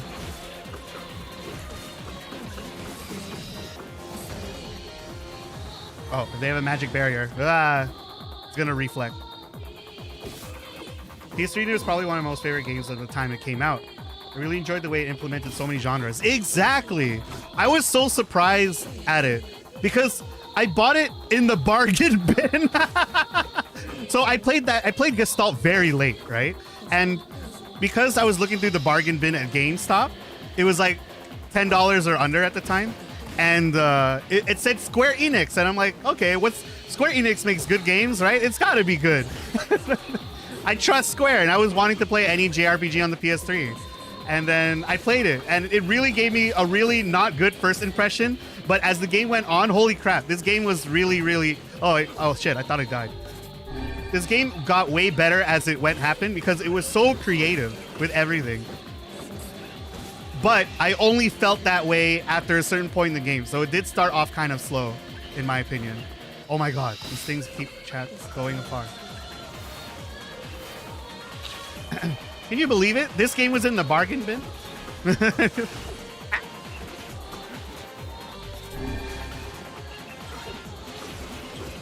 Which NieR, the first one? Yeah. The first NieR was in the bargain bin. I don't know what year I played it. I know it's been out for a while when I first played it. Obtained a one-handed sword. Frol's Embrace. Nice. We're gonna get that ending. The dragon's corpse brought to death of the world, undelivering to the power of magic. Resident Evil Mansion was a big highlight for me. I know, right? That was really clever. I completely forgot all those different types of gameplay things that they reference until I played the PS4 version. Because I felt like I was playing this game for the first time again, which is very nice. I don't get that feeling often. This sounds like Yakuza music now.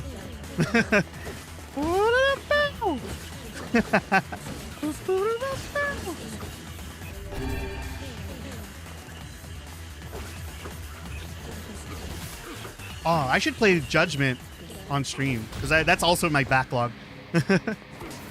Oh, you're the shield boy. No, you're not. What the hell are you?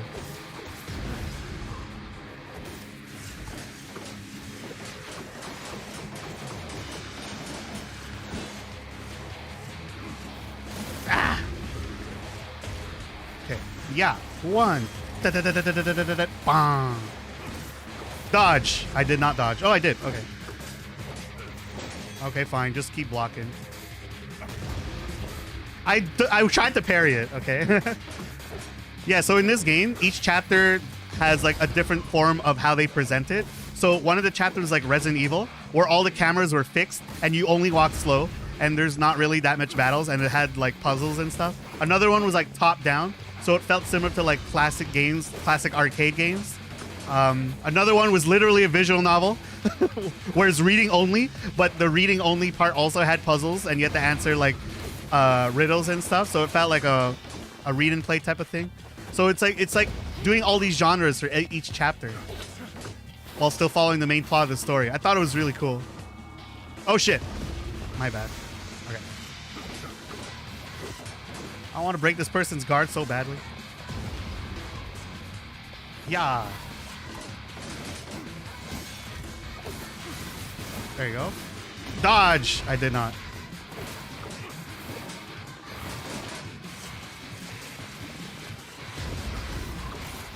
There you go. Right in the bum.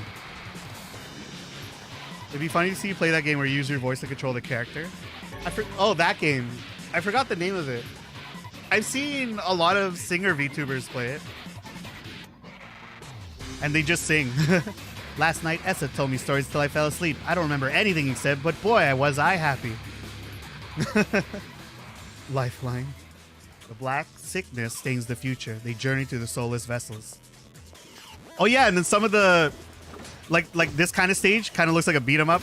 The way the camera is. Like a platformer as well. It's... And then... We got the Virgil Championship belt right here. Oh, I can heal. So we just keep going. I died.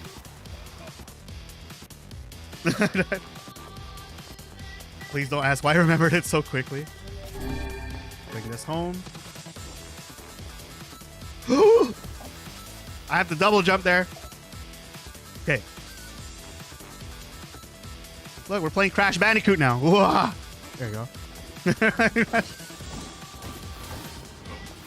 Man, these remixers are cool. What the hell?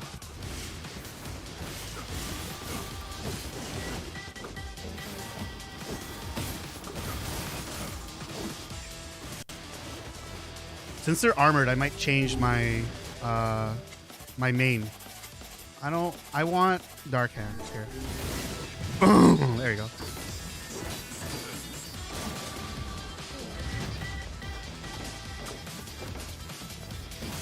Bomb. Yeah. Aw. Excuse me? Heal? Okay. Something like this exists? Bomb. Oh, you can do it running? I didn't know that. I've been standing there with this all the time. The whole time.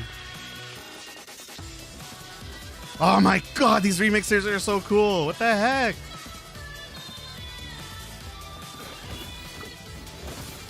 I wonder who remixes. I'm so curious.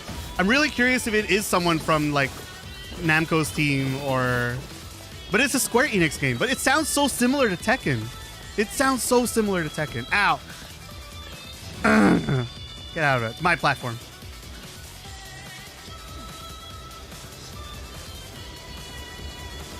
Oh shit. We're okay. Sorry, I'm back here. Bum, bum. Okay. Can I drop down? There I can. Yes, I can. There we go. Yeah. Okay. 1, 2. Okay, perfect. We have triple jumps via attacking. We good. 1, 2, 3. Boss is here. All right. Ah! Shooting the white stuff. Don't do it. There might be kids watching.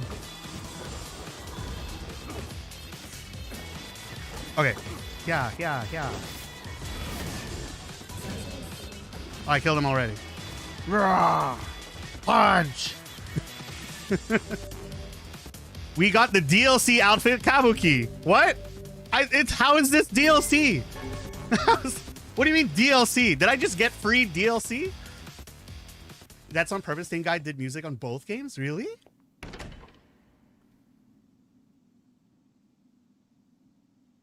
You mean you can earn DLC in this game without playing the DLC? How do I win this outfit? How do I wear this? Items? Key items? How do I wear it? I want to wear it. Can I wear it now? What are these? What's this door and this door? They don't say anything. This door's already been completed. You want to go through the door? No. Oh, okay. So this is level 2. Do I want to do this part? Okay, let's do one more. I'm getting hype. I'm getting hype over this. This mode is pretty cool. Esseph made a new friend, and guess what? He's a king. I wish I had some friends. He is king. The apocalypse divided the world in two. One that knows not day, and one which has never seen the night. Okay, we good. Following action prohibited for a blade-wielding tiger. So magic only? Or punch only? Punch! Punch. Punch. Okay. So we got rules now. We have rules. This is the pyramid stage where there's rules in each room. I forgot about this one. 5 radical herbs? Damn, they really make sure you don't die here. This is rock music. Oh my god. Black and white, 13 packs. The vessel's forms waver as they cross time and space. Nope. Oh man, without the map, this place is weird.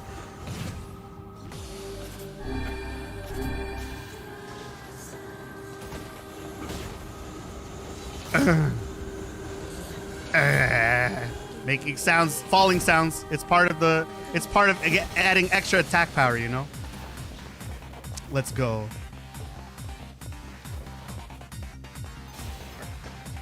If a door opens, it's probably the correct way. Oh my god!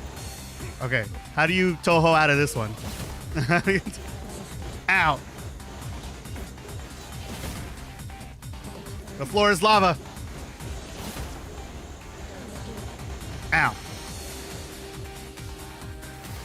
I can use the belt.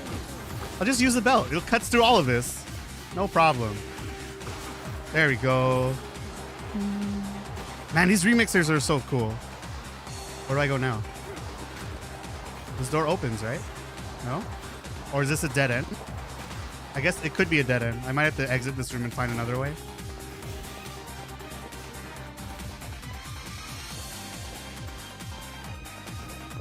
Oh my god. I would disco to this music.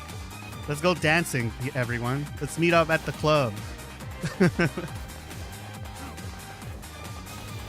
I feel like I'm going backwards. I'm lost. Door no work. This is the door I came from. Or not? No, this is the door I came from. Yeah, what the hell? I'm missing something here.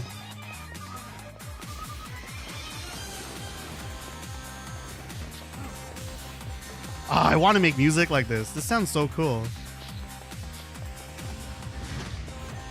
Is this a door that opens? It is. This is a new door. Okay, so that was a dead end. Love this music. Me too. More herbs. Might as well heal as much as I can so I can take these herbs with me. Bum, bum, bum. No! You can't hurt me! Oh, it's the Song of Ancients! Oh, it's so sick! Oh my god! I love this song.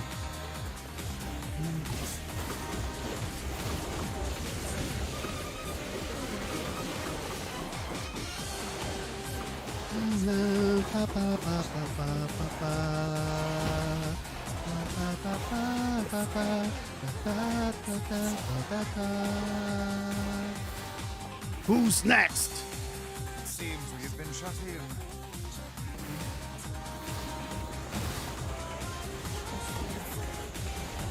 You can't pass back! You can't stop me. Where's my daughter?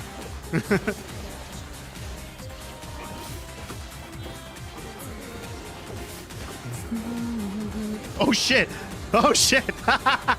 No!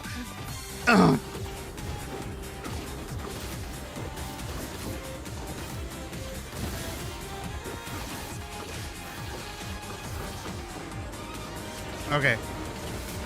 I can defeat the purple ones with melee. Whoa. Oh shit, that's not good. Sorry for cursing.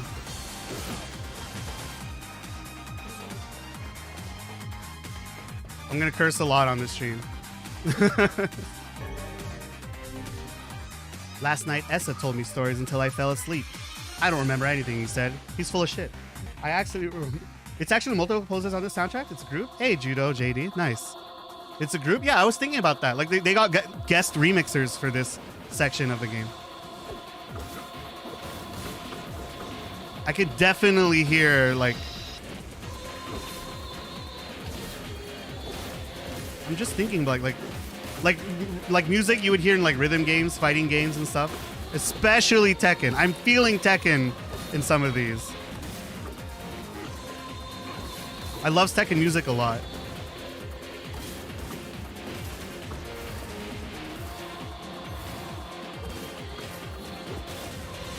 Okay.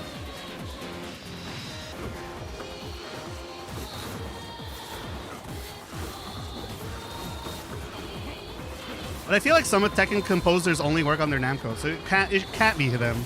At least it shouldn't be. Unless they were like outsourced.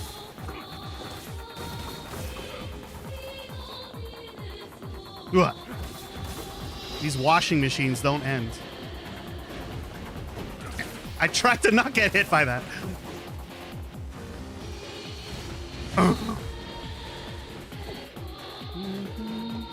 Who am I aiming at? Oh, here.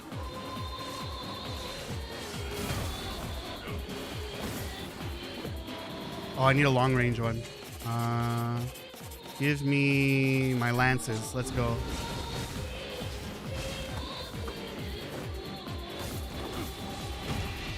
Boom.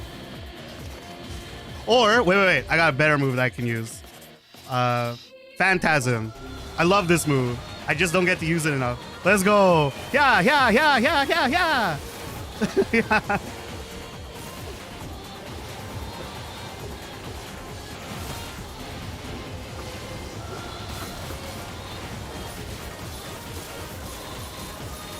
Shooting out that doppelganger, and I'm still getting hit while the doppelganger is doing its job. Come on.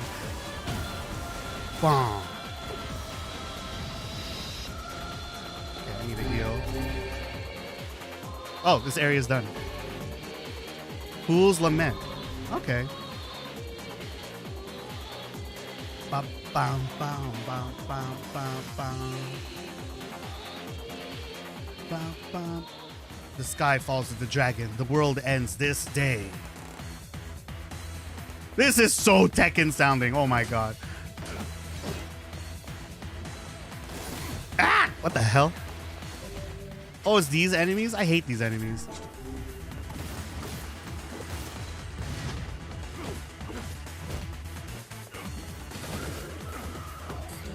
Okay. Oh, I felt it. Feel that parry. Insta kill, let's go. Okay. This guy missed me. Ah. Wait, where are we? Is this the post-up? This is the present day stage, right?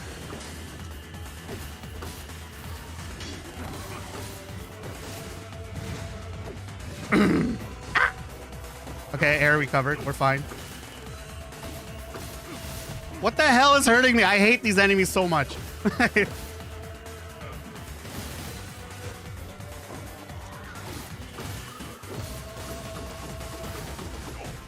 I hate them. I hate these roly-poly moves. It's too hard. It's too hard! Ah! I'm getting my ass kicked. Okay, hold on. We go here.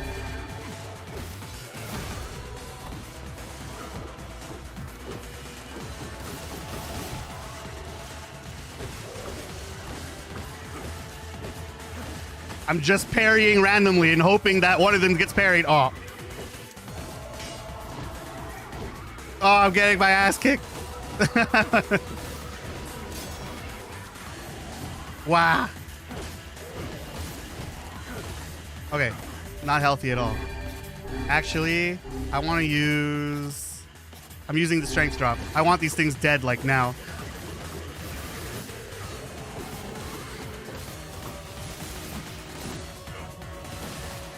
Ah!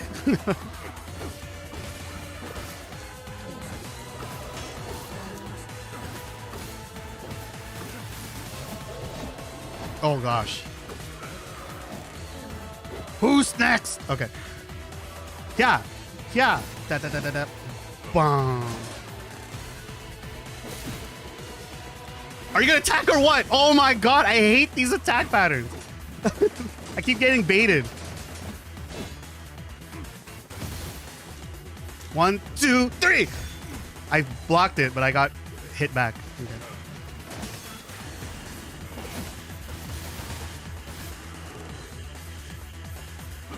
Oh, I probably could have not OTG'd him and did the insta kill there. Oh well. I need to pay attention to stuff like that. These enemies like really punish you if you don't play the game the way the game wants you to play. You know, with blocking, I don't want to block. I just want to press square and go.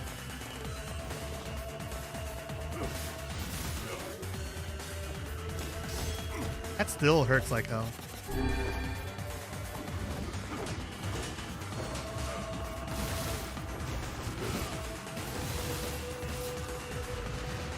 Whoa. No, you're dying. Okay, there you go.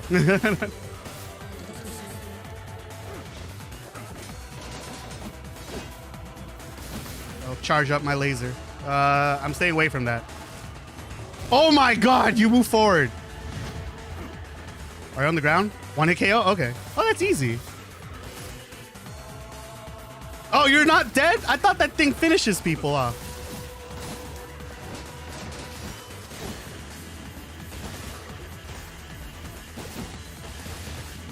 Okay, there we go. Now what? Oh my god, it keeps going. I hate fighting these things. And you're coming. It's coming right for us. Okay, 3. Wha-bam! Then stabby stab.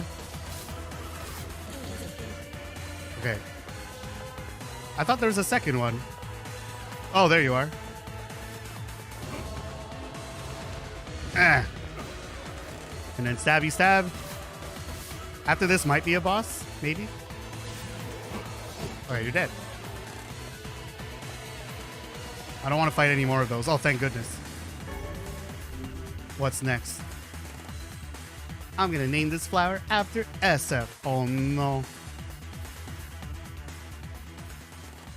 The puppet priest collects the accursed prayers and polishes the vessel.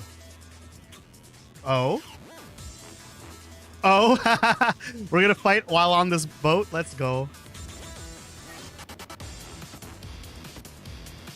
Oh my god, I swear to god, this is Tekken. This is a Tekken stage song. Da da da da. Da, da, da. Wait, this is first person? We're playing Time Crisis? Okay, hold on. What do I want? Blast and Lance. Yo! This is hilarious.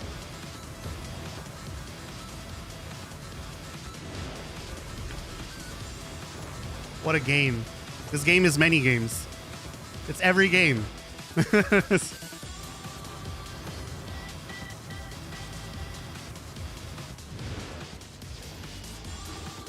Oh, here.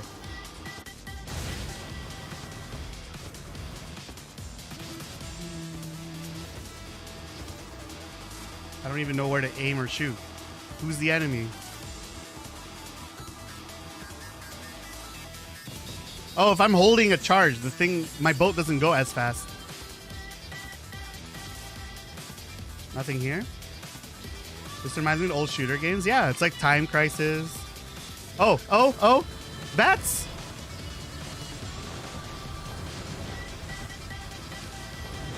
NieR is every video game. Does the body just stay there? Do we get to move it with our boat? No. No. Oh.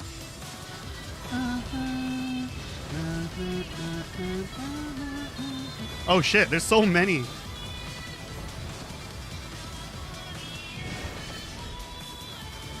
Okay. Oh my goodness.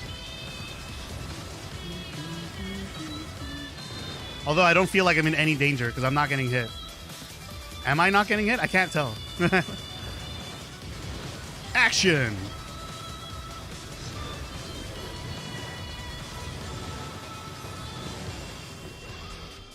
Oh, my stereo headphones are telling me there's something on the left side.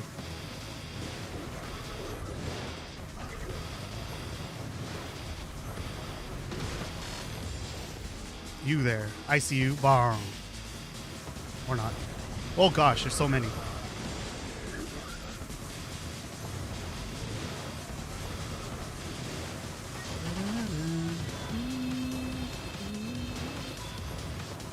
Kill this pig. The pig is dead. We cannot salvage the pig.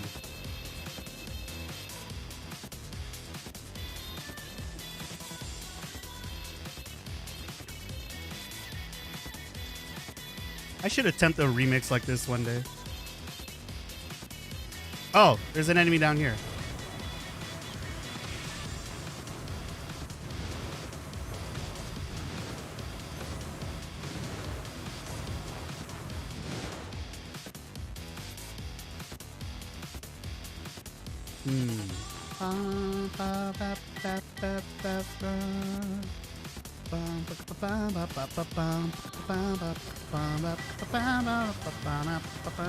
The music is so cool.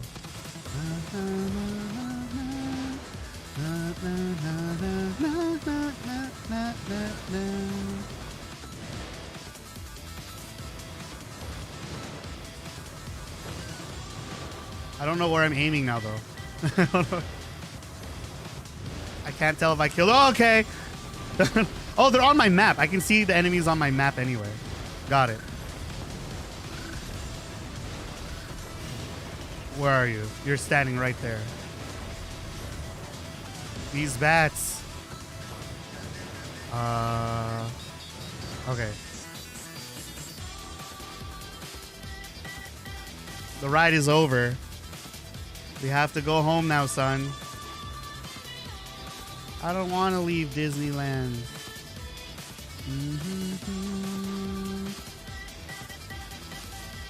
I feel like they should have added way more danger to this. It feels like it's not enough. Samurai DLC outfit. What are these DLC outfits? Money. I want to go again. This part is fun. This is new to me. Do we have a third door? There be. Let's go. We're doing this. We're going to hear every remix in this game. Wait. What did it say? It may be difficult to endure what awaits on the other side unless your soul is at least level 33. What soul am I now? Level 28? We'll be fine. Just don't get hit.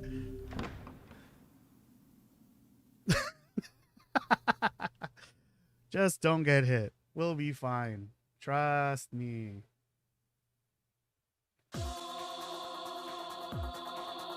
So long as this memory exists, so long as mankind has hope, a battle, body, battle, blah. I can't read.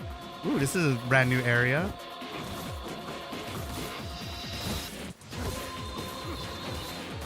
Bah, bah, bah. Okay. Well, it's a brand new area to me because I don't explore the port in this town. Okay. I need to crowd control these things. This is why I like Whirlwind the most and Hand the second. Wow. Wow.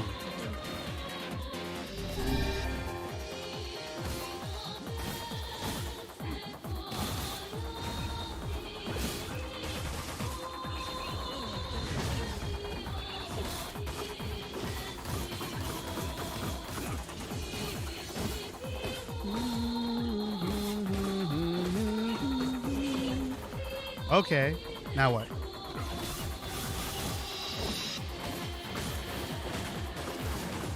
These things have armor. I need armor piercing like crazy.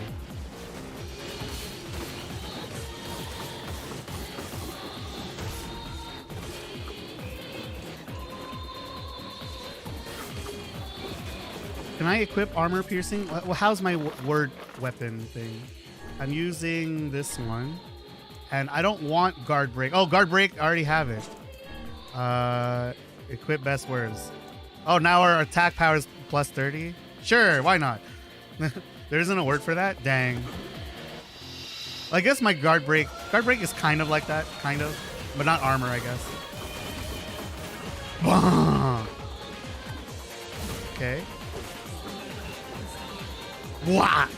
Never charge into a place that I cannot see. Can't. Oh, I can't. Just let me go.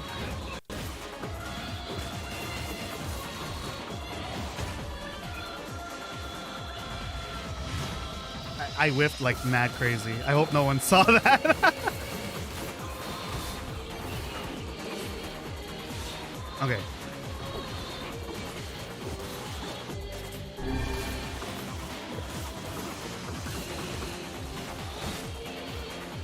Pumping hands alone, the club emoji. Bomb. Bom, bom, bom, bom, bom, bom, bom. Oh no. I need my helicopter back.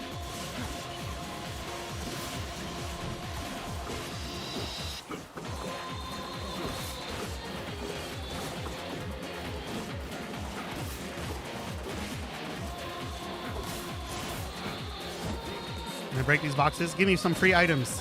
There you go.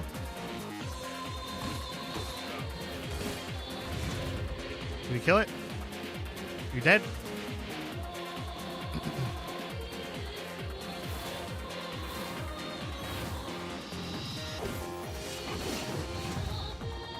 Oh, he went in the water? We can ring out these people? Get out of here. Hold on. Dang it. I don't know how to lift him up. Oh, we're done anyway. What is this thing? Whoa. Oh my god. Okay, we're gonna get some defense drops, please.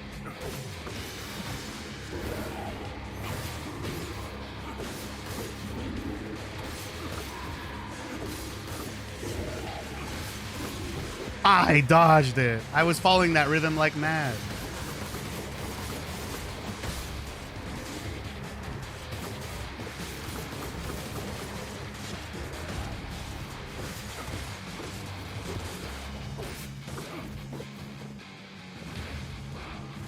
What is this supposed to look like? Oh, oops. Okay, hold on. Let's charge my laser.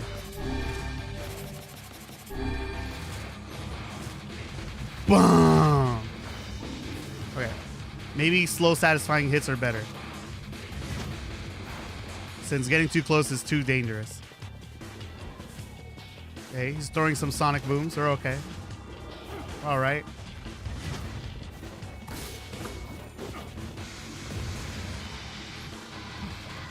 I like his head. Like, I don't know. Now the head is gone. Stay away from that. We did it. We don't need to be level 33. We're fine. The big boss. What a cool song. I love the chanting. Ha na na. Foolish human. Foolish vessel. No! 3 pigs is the hardest boss. I can't believe they do this to me. We're basically playing Bloody Palace Devil May Cry right now.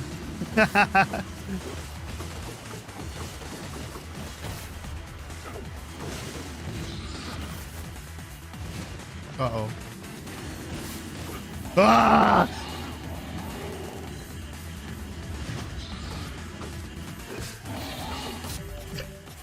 We'll be right back. Bum ba ba ba ba ba. Okay. Oh my god. I hate fighting these things. It's crazy that you only have to fight these once. And then now they're like, no, in this mode you're fighting 3. Just deal with it. Holy shit.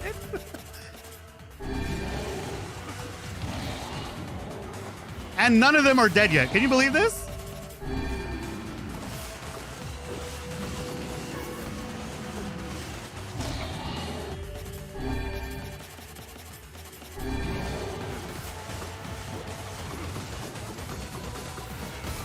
Oh, did one of them die?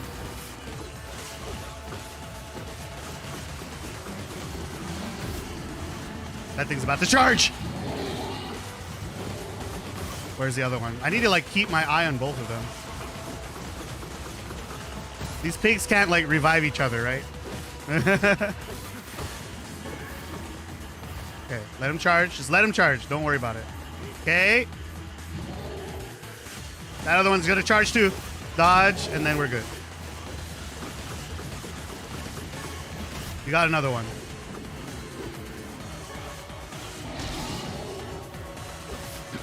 We're doing well. They're the true bad guy of this game. It's true.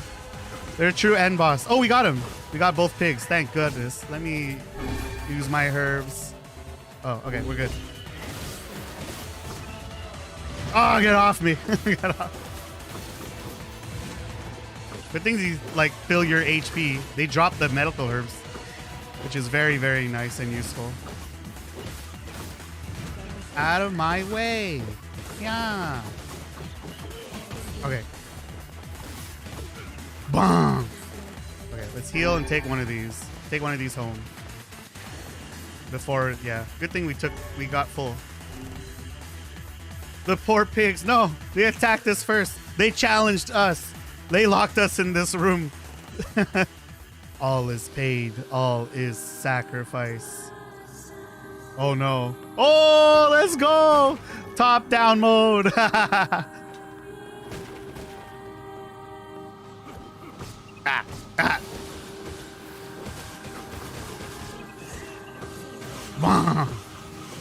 Maybe they just want to live. I have music to enjoy. I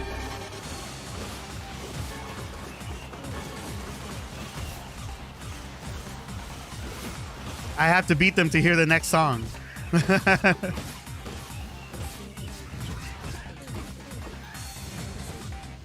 I forgot like what created this genre of beat 'em up from top down. Like what was the first game to do this? Because I know Hades, like games like Hades popularized it like crazy, but I can't remember what came first.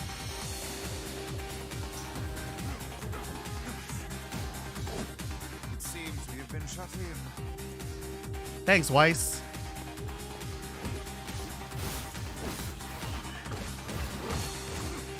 Bomb. Yona, I'm coming for you, Yona.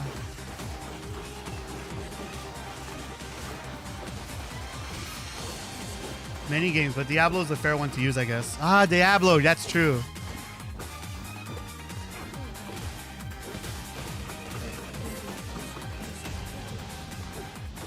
Yeah, there's so many indie games that do this top-down like genre, beat 'em up genre.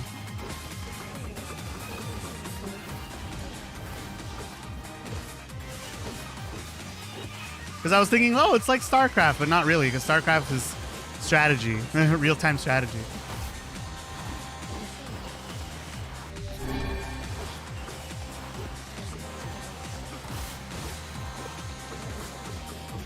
Okay. Ooh-ah. There you go.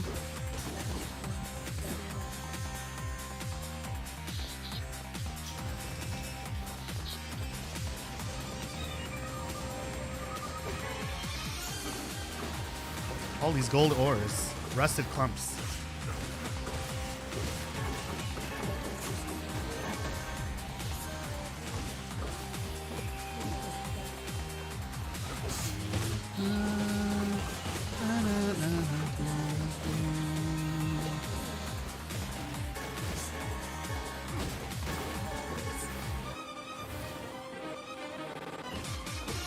Cool part of the song, man.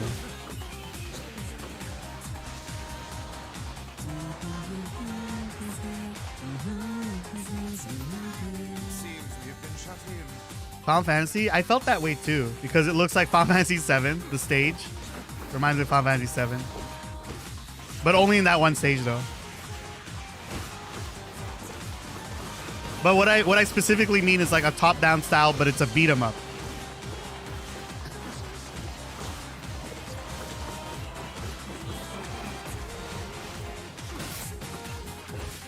For some reason, I can't think of a specific one. The Ys series, maybe? Ys was top-down and was a beat 'em up. But was it the iconic one that did that? I don't think so.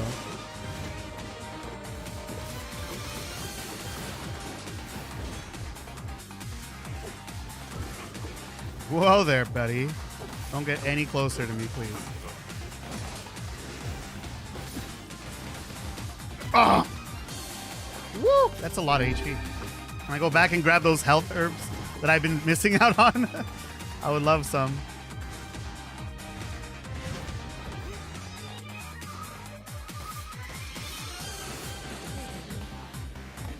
Oh, I can use a health cell. Give me that. What? How'd you still hit me? Let's go. Bong. Stabby stab. Let's go. I might as well use the Hell Salve now, since this guy will probably drop one. Ow. I tried to parry it. I got too greedy. Okay, before I disappear, in case that wasn't the boss. There, yep, I was gonna disappear. Fool's Accord. Did we beat this area? We didn't need to be level 33 at all. Easy game. It was probably fourth door. Oh no, it keeps going. Do not bring back the light. Do not bring back the vessel. Do not bring it back. Where are we? Is this the pyramids?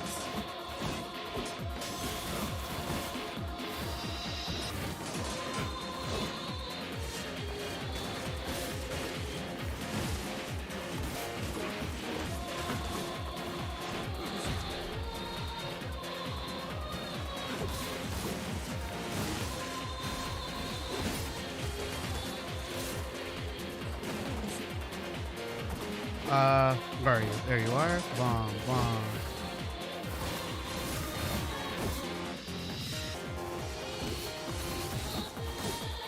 I wonder why this mode exists here when it's your mom's diary. So it's like the mother's diary retelling the story of Gestalt NieR. I don't understand. Oh, there's enemies behind me.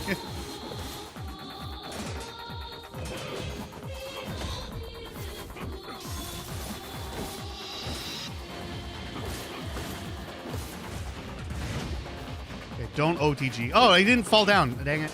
Ow.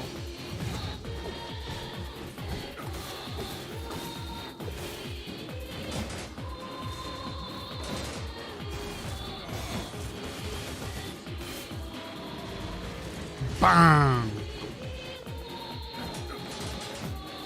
Man, everyone's blocking. Oh, I missed. Door open? No? No door open? Oh, there's more enemies? This guy got stuck in the wall. This cube was stopping him. What? Fists, why did you aim that way?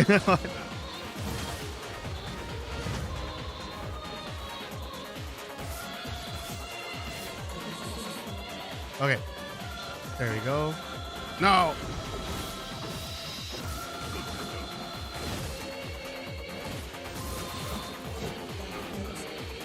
Uh-oh.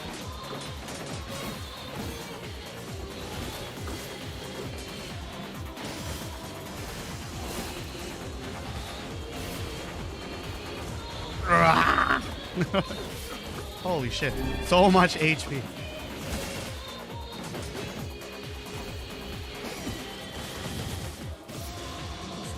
Bam. Still more?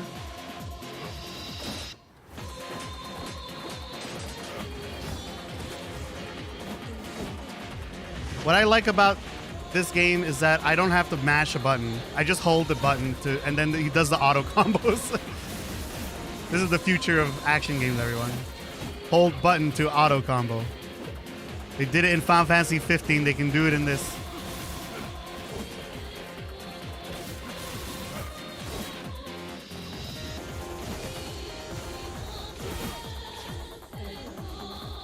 Okay. You. Hello, ninjas. Are there more ninjas today?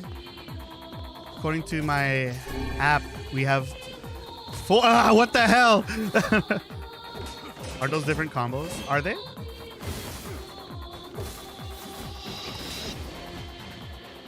Did I die? I died. Anyways, that was the end of that chapter. I guess I'll do that later when I progress forward in this Route B.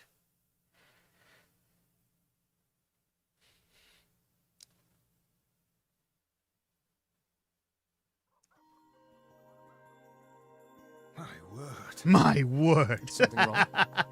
I feel as if I've just awoken from a most unpleasant dream. What something about mouthful and Kirby. I know what you mean. That happens to me whenever I read it. They just get isekai'd into another dimension. So how do I want to wear these costumes. Where do I go? Quests, items. I want to wear these costumes. Where do I go to change my costume? Is there like a closet I can go to?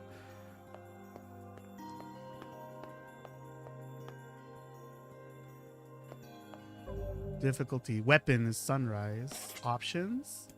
Controls. Ground. Camera. Screen. Game. You can turn on the enemy HP. Give me this. Yes, I want to see the enemy's HP. Display entire UHD. Yes, why not? Combo counter on? This sounds fun. This sounds... Quick weapon switch. Tap. You can switch weapons by tapping? What are all these things that no one's telling me about? What? Orders. Animal. Call. Oh, you can call the animal. Oh, that's sick. Look at this. That's cool. Okay, okay. What else can we do? But I want to wait. I want to wear the weapon, the costume, not the weapon. Cultivation key. Is it under here? But I've received it, right? I don't know where it would. Gotta read that options menu. Oh no. No, the costumes won't be here, right? Auto battle. Oh my god. When selecting easy difficulty, Esseph can play this now. Other. No, no, it's not here. You can also call other animals too. I think you can whistle up the dog that runs around town. Really? I gotta see that soon. Language, subtitles on. Camera. Screen. Sound. Everything loud. Wait, what? Change music? Change the game's background music from NieR Automata. But it's, I guess it's DLC because it doesn't give me the option. One-handed. You can play this game with one hand? What would my other hand be doing?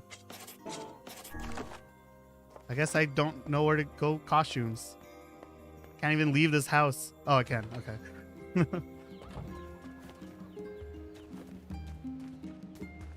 Let's save. Wait. I see treasure. Give me those. Let's save. Okay. Do we have more than one save file? No. I guess I'll save over the first one. Overwrite? Yes. You only do it at the title screen? The music changes? Should we change the music to Automata music? Okay, hold on. But first... Look at these dogs!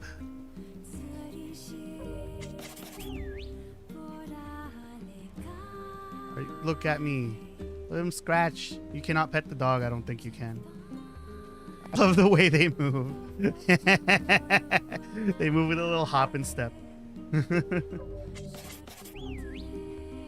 Unless there's an action button I can press? No. There is none. The action button's usually circle. Everything else is like attack and jump. The dog whistler. I don't even know what I'm supposed to do. How come my map is gone? Oh, talk to the devil. I really want to make music like this. I need a partnered singer to do this for me. Figure it out with me. Who also loves NieR. You know, like Yumemi. And Heenin. Come back. Come back, Heenin gal.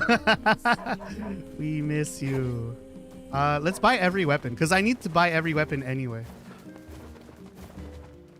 The dog whisperer, the perro whisperer, and Pera whisperer.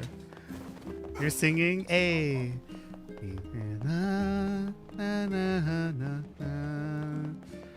Welcome. New weapons in stock. Give me both of them. I can only buy one. Okay. Axe of beheading. This is a heavy. They're both heavy. Blacksmiths always do. Okay. Wait, but why is my map always off? I like my bottom right map. Camera, game, disable. Oh, off. Okay, text log on. Okay, there we go. Wait, yes. There we go. So wait, I can do this, combo into this. Oh, let's go. Let's go. I put the text log at the bottom left. Now we're playing an MMORPG, everybody. El Sucrado de Perros. Hey, Oh, I kinda thought you'd never talk to us again. I understand you're doing this for the village. Pretty much, yeah. But look, I'm headed. Oh, and yeah? sorry about yesterday. You don't need to apologize. Let Emil and Kaine know that we're sorry, alright? I forgot this was Breath of the Wild. You're All right. It is Breath of the Wild. The dog came to us. I want to pet the dog. Pet the dog? There's a Twitter account called Can You Pet the Dog? I don't forget if it's the actual name of it, but it lets you know which games you can and cannot pet the dog in.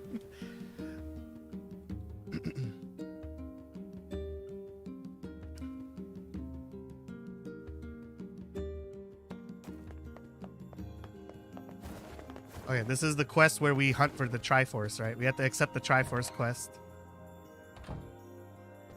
Popola? Oh, Look, stop. yeah. I'm just gonna You're just trying to protect the villagers. skim through I this. jumped down your. It's very kind of you. I believe there was something you wished to discuss with us. The account is literally Can You Pet the Dog? Perfect. Oh, right. Such a good account. Yes, about that. You know about the lost shrine. The temple where I was first discovered. That's it. Oh, it was right under our pages the But whole wait, time. sorry, I'm going to say spoilers for this game. I just realized that Devola and Popola are leading our character to that. But when we arrive there, they stop us. But the bridge that leads there is unusable. So take a boat. That's strange to me. Boat? Yes, the canal's finally been repaired. It took a lot longer than expected. What Oh, this whole game she's is Save the on. Princess. Our little sister is missing. I also She got asked them robbed. To provide a boat at the path to the Lost Shrine's back entrance. The ferryman will let you use it free of charge. That should make it easier for you to move from town to town. Thanks, Popola. I feel like you've done so much for me. I'm really grateful. All right, I'll see you around. And for the love of everything, be careful. Yeah, so 5 years ago, or in the first arc of this game, you play as our character, but as a younger kid. Like, he looks like a teenager.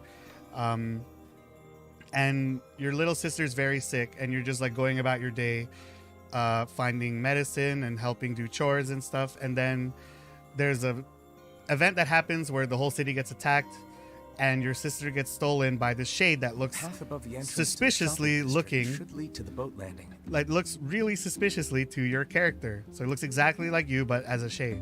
And that person stole your Excellent to know little the sister. canal is finished. Hopefully this puts our days of running all over behind us. The faster we can move, the faster we can save Yona. Let's use it as often as we need. What do you mean, like Xenoblade? Oh, actually, let me quickly check. I want to know, how do I use the DLC costume? How to DLC costume NieR Replicant. This can either be through... No! How to change a NieR Replicant. Yeah. Yeah? Continue without disabling my ad blocker. I need to know. This could either be through your DLC or the costumes plays unlocked by progressing through the story. From here, head back to the title screen and go to options. Okay, we're doing that right now. We're doing that absolutely right now. I'm gonna save the game, and then we're gonna go back to the title screen. I want the new costumes. I want this game to feel like I'm playing a new game. Okay, how do I exit without restarting my PS3? Okay, to the title screen. Yes.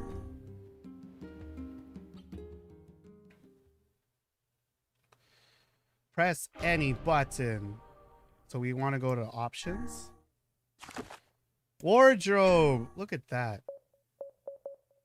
The boy gets... Oh, I see. What should we choose? Kabuki is the one with the makeup, right? Kaine is... Whoa, everyone's going to be Kabuki? Dude. Magic orbs is Emil. That sounds terrifying. Let's do it. Hey, we're Kabuki today.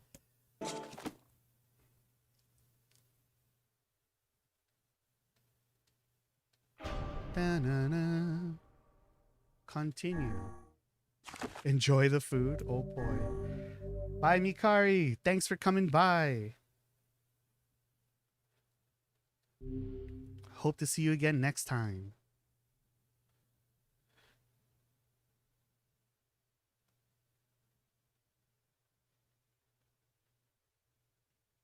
I noticed that Emil is the loading screen mascot now. God, it's so terrifying the way it moves. Oh, look at me. We look like Gintama. Oh, I hate that the hair is red. That's so strange to me. I look like a wuss.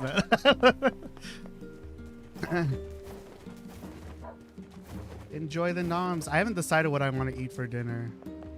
I could cook chicken, but I'm so I don't want to cook.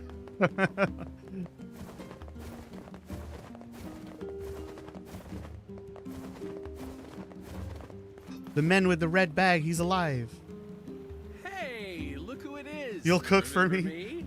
That red bag. Hey. Sure. Apparently I... Oh, yeah. Thanks. Anyway.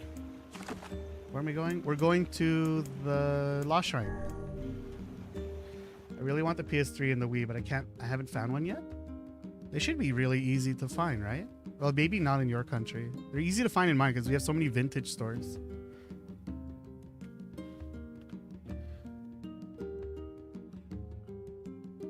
Well, I haven't decided. I do. What the hell am I looking at? Lost Shrine's up ahead, just past this cave.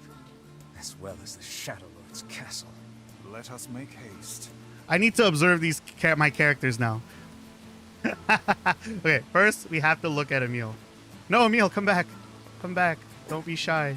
I like how you're wearing like a fish flag. You're so far. Oh my god, this fish flag is so funny. I love it. Okay, and now Kaine. Do you look yabai? Oh, you dressed like Momotaro. Oh, the hair is really cute. I like the armband and everything. I like it. That's cool. We got to see what the other one looks like later. Mine broke thanks to my son. Oh no.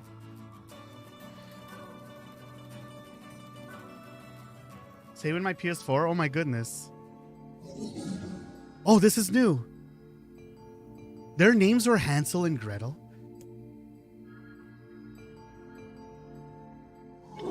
What, Hansel? What do you want? Go away, dirty defective swine. I'm not like you. I'm different. He has something against Sony. He's trying to create a better future for himself. He knows that the PS3 and PS4 will ruin it. Maybe.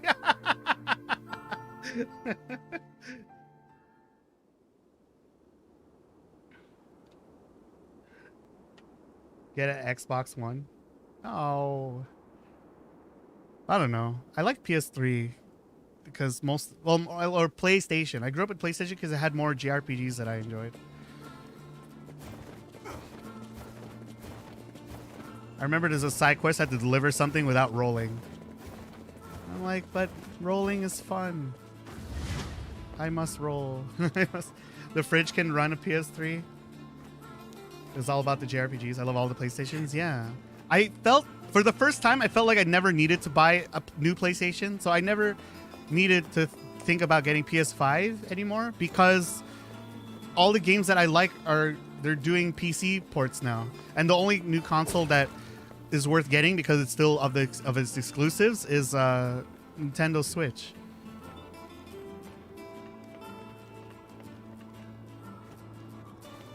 So yeah, I only buy Nintendo Switch stuff now. And then PS4 games still.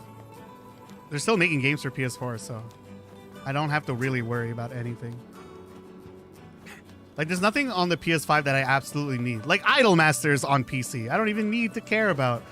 I don't need to care about it. A new console for exclusives anymore.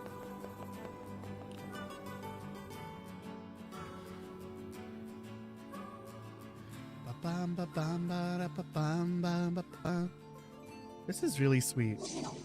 You again. Stop bothering me. Grimoire Weiss has been taken away. Hansel is dead. There's no reason for me to exist anymore. My life is over. Just leave me alone. What? It reminds me of Automata. Well, Automata, I guess this game did it first, but I completely forgot. But Automata made the enemies like more, what's it called? Sympathetic, empathetic, because they show like how they were before you fought them, or and stuff like that. I thought it was really interesting. Sunshine. We finally get to bathe in blood. Whoa! Don't talk to me. Tyran is talking. I want to kill so bad I can barely stand it. I don't remember that at all in my PlayStation 3 run.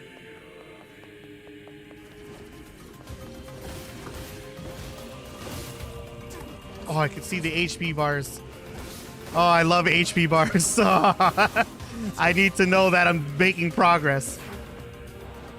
Nothing for the PS5 excites me. I haven't gotten it yet, otherwise it'd be collecting dust. I know, right? I almost thought about buying a PS5, right? I almost thought about it. Mostly because of PlayStation 4 games that I already own running on it better, right? So like if I were to play Yakuza 7 or Project Diva, it would run at 60 FPS instead. And that excites me because I always like frame rate more than graphics. Like the game I'm playing now, it's fine. Like this is running at 60 because they know how to optimize it. But there are some games that don't optimize it at all, and I wish I can play it at 60. Which is like Judge Eyes, right? The new Yakuza games using the new engine that they made. It doesn't, what's it called? It doesn't run at 60, and it does bother me in my immersion because the previous Yakuza games ran at 30 at their old engine. So it really, yeah, I don't know. I was not a fan of it. The PS Vita was held by JP exclusive. I know.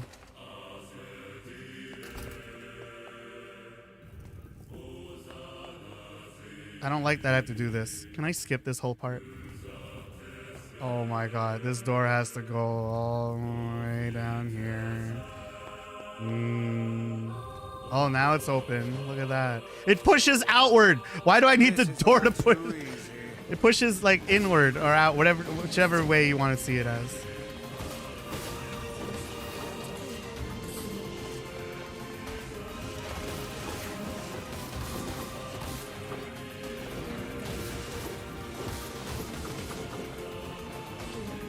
You would like one? Yeah. Do we go up or through this door? I think we just go through this door.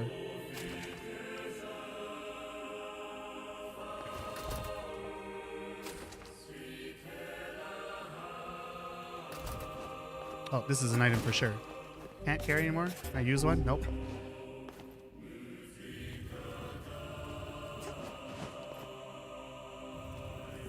Okay.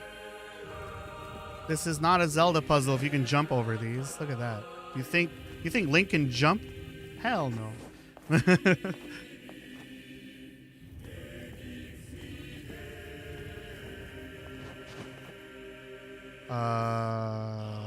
Wait. Wait.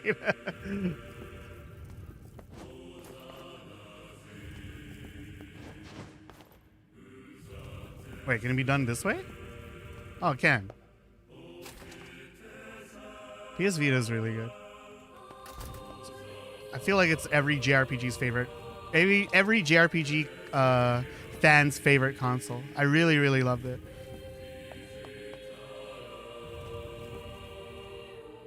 I really like the PSP a lot too because I was able to play like fighting games on it on the go. As a pad player, I was perfectly okay with that. But unfortunately, the PS Vita did not have all the fighting games I wanted to play. Like even PSP had Tekken. PS Vita did not have any Tekken on it. So I was pretty sad. The shades are talking. They're saying turn back. There's subtitles for them. That's new for this mode. Your bodies aren't fully functional. Accursed. We're complete shade scan. What's his name? Tyrone? Tyran? I forgot his name. It's crazy that he talks now. He was from that he's from that audiobook I was reading. Oh, 3D fighting games on the 3DS was trash though. I would not recommend it. That was my experience anyway. Because the D-pad and the analog, oh, it's horrible. I tried playing BlazBlue on it. Made me cry. Weeaboo Power got subtitles. Hey. I still put subtitles on even for English dub. Oh, so we have to pull this by one. Throw it in here. Push. Excellent. Medical herb. I'm still at full health. That's surprising.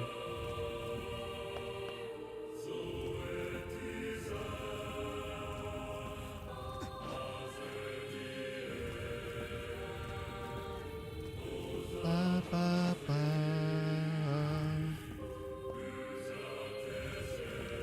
There we go.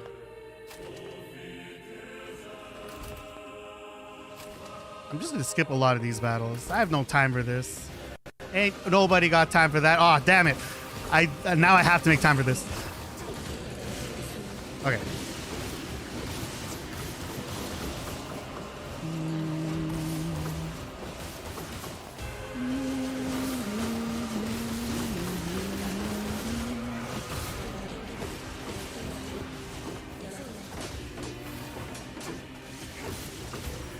Bomb. Magic power 10. I feel like I should equip these words. I haven't equipped my words on my magic spells in a long time. And I'll just do it now. Word edit. Magic. Dark hand. Equip best words. Oh, what is it now? Just so I know. XP rate, armor break. Okay. And whirlwind. Whirlwind's my buddy. Okay.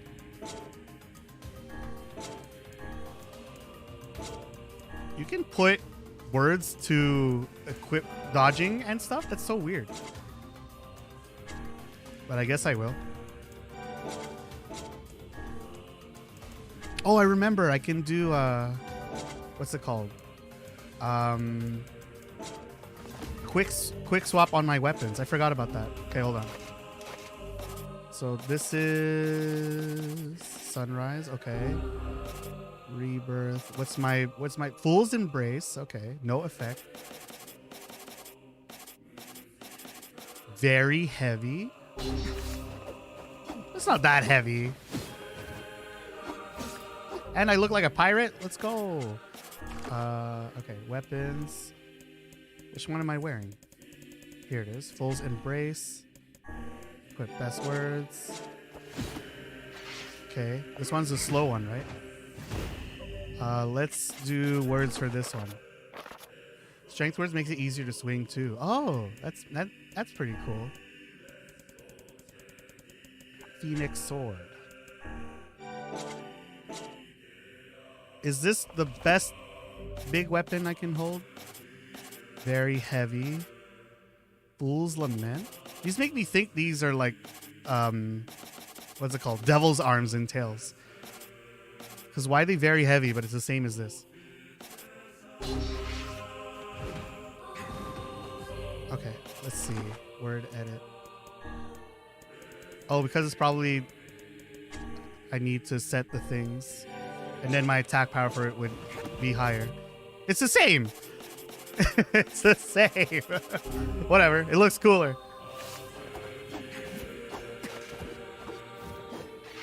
Rah! Okay, we're gonna try this out. That range is huge.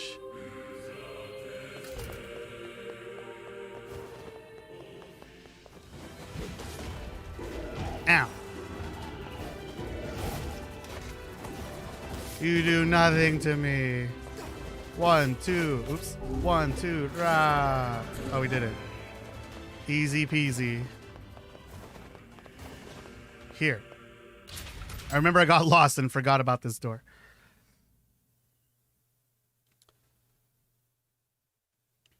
Oh yeah, by the way, Vilnor, after I finish NieR, I'm going to be playing Metal Gear Revengeance. I treated you all poorly. I mocked you, betrayed you, all because you went Gestalt before the change was complete. But after all this, I think I can understand you. I think we can speak as equals. This makes me very happy. Hope we can spend the rest of our lives. What was that? It's those meddling kids again, isn't it? I just imagine them having a heartfelt conversation and we, the characters, barge in and be like, out of our way. Yona. Yona.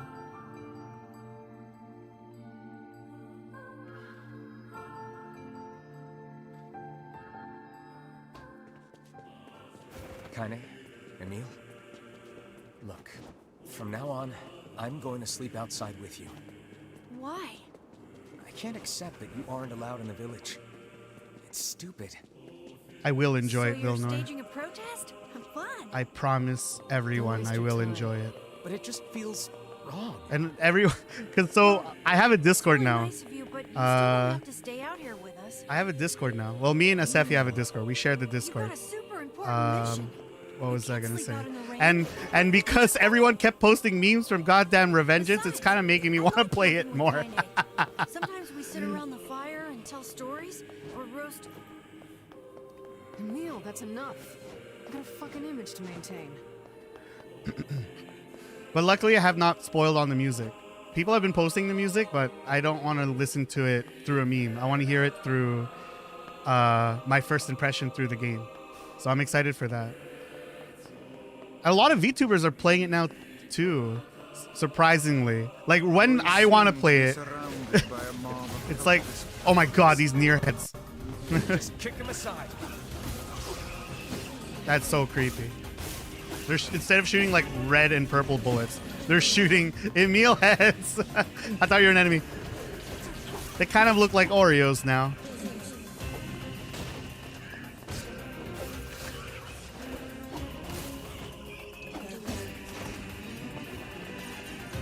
This is hardly the time to be writing letters.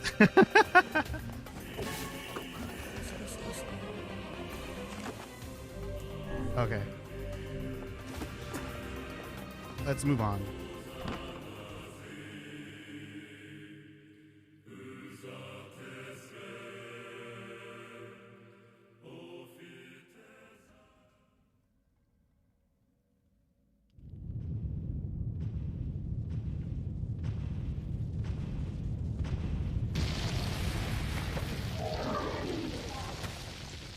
Nice to see you again. Oh, there's subtitles for them now. It's like Wind Waker. Don't you dare touch them. What's going on? There's dozens of them.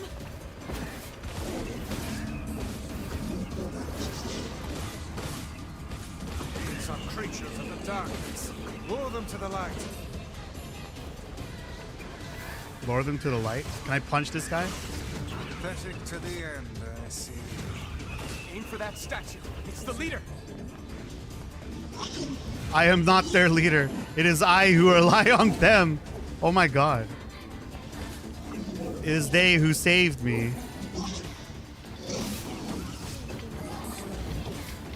Stop hurting my friends. Oh my god. They're trying to make you feel bad about everything now. Ow. Oh, you're funny. I'm gonna start crying. Why does Tyrants have that accent? It sounds like a Spanish accent. Foolish creatures. You cannot hope to best me. These little bastards just keep coming. These creatures cannot abide the sun. Lure them into the light.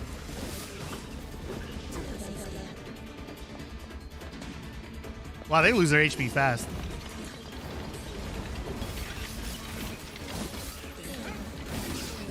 Oh shoot. Oh man, their HP is like the same as before. It's not time. The additional voice lines on second playthrough really changed the perspective. Yeah. Yay, new costumes. Look at this. This is fun. Have you felled the beast. Man, it's so sad. They're not just enemies.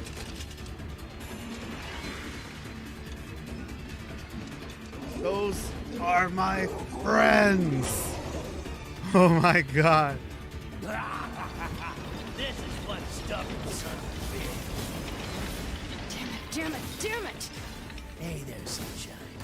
You ain't feeling bad this week, ain't no turning back now. Tyran. You got a lust for blood. Embrace the slaughter. All we know is the thrill of battle. Ain't that right, Kaide?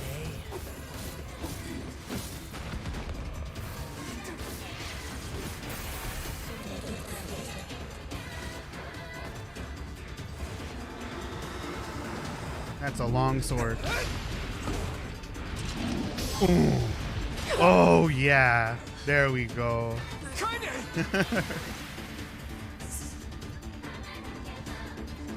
Zero time dilemma all over again.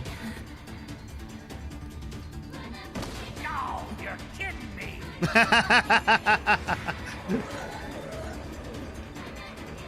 Kaine! Move. Come on, you stupid arm. Move. And we're being dicks right now.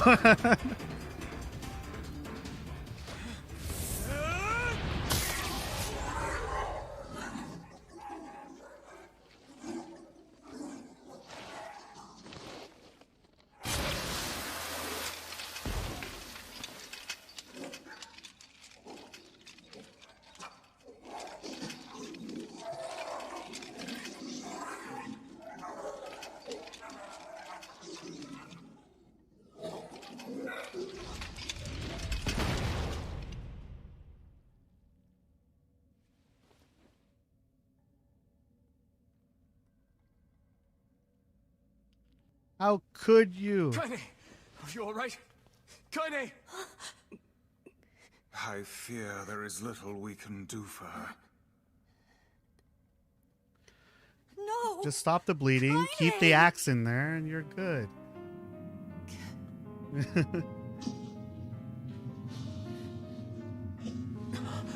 What is happening? Oh, this is when Tyrone, what's his name?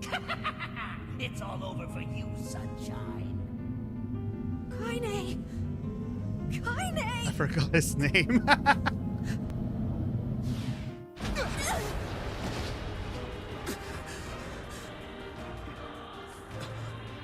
So that thing's gonna talk, right? But our party can't hear it. It's always been inside. Wait, that's not the costume I gave you. You changed your clothes. How could you? It's Kaine's shade! With no other choice, we must strike it down. Whoa. Kaine! Come back! I can't aim. Okay, I guess I gotta shoot. Dark blast. Ah!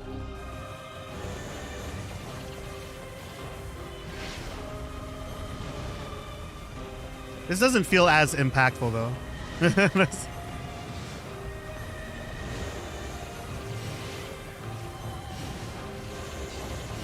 These don't deliver satisfying hits, you know? It's not that fun.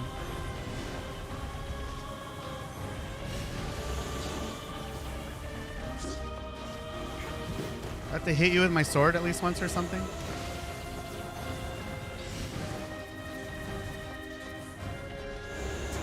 Ah. I can't aim. Gotta. Gotta. Now, pin her down. Kaine, please! Come back to us! Oh dear. She's back to the Kaine! DLC costume. Kaine! Hooray. Kaine! I couldn't hold it back. I can't be with... We're always going to be together, Kaine. If you transform again, we'll just stop it again. As many times as it takes. I don't care how tough it is. We're gonna get you back. I like sleeping outside because I'm with you, Kaine. I'm able to ignore my appearance and keep going because of you. I'm weak, and I'm sad, and I'm lonely. But you make me strong. You're my friend, and I need you. so don't you dare leave me!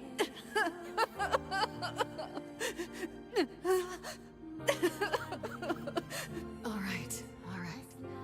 Stop crying. Was that? Oh, that was not. That was on auto. I didn't have to press X for Emil's rant. And thanks. I'm all right.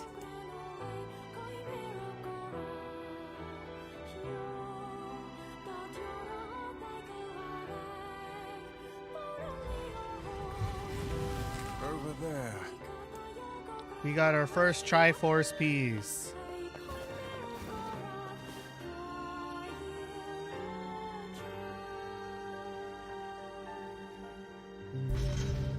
And what is this? Hmm? Beats me. It's got some kind of writing on it, but I don't know what it says. How remarkably useless of you. Well, let's go ask Popola. I still don't understand why Popola and Devola are helping us find these parts. I still don't understand it. This is why I feel like I'm playing this game for the first time again. Because I don't know. It's a cipher of some kind. She knows. Can you determine its meaning? I think this is the key to unlocking the Shadow Lord's castle. Here, take a look at this. I wrote down all the words I can understand. This fragment is called the Stone Guardian. Given that you found it in the Lost Shrine, there are spaces here for 4 other fragments as well. Sacrifice, the Law of Robotics, the Memory Tree, Loyal Cerberus. The Law of Robotics probably refers to the Junk Heap, and the Memory Tree, but as for Sacrifice and Loyal Cerberus... Not a problem. Hmm? If we want to fill in the words, we just run around the world killing every big monster we find, right? Correct. Oh, splendid.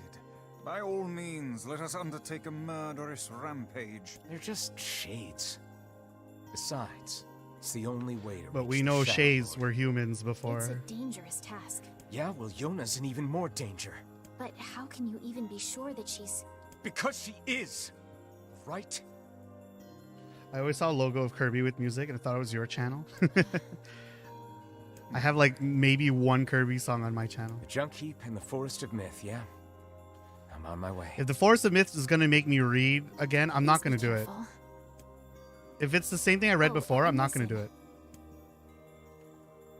The villagers know how much they've sacrificed. I'll hurry them along the best I can. I'll try.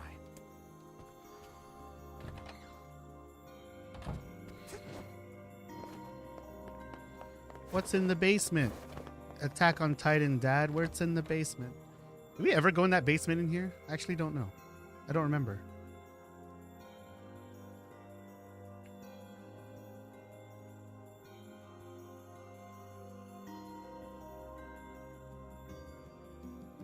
Let's do Forest of Myth. I want to get that out of the We way. might be able to find something in the Forest of Myth. You will forgive me if I seem less than enthusiastic about such a trick.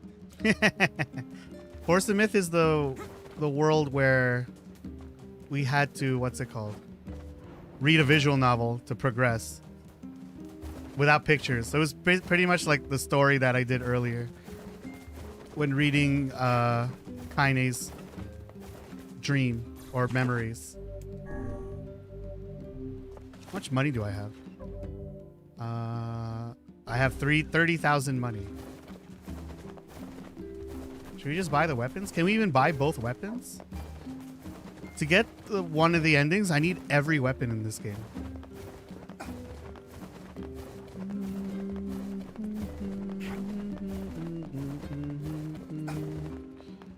Hey, yeah, I'm collect that. So that. Accept the quest, sure, just in case I accidentally do it. Well, I can buy only one of these. Both of them are bad, but I have to collect them. Whatever, I'll do it later. When I have enough for both, I'll buy both. curse these tired old.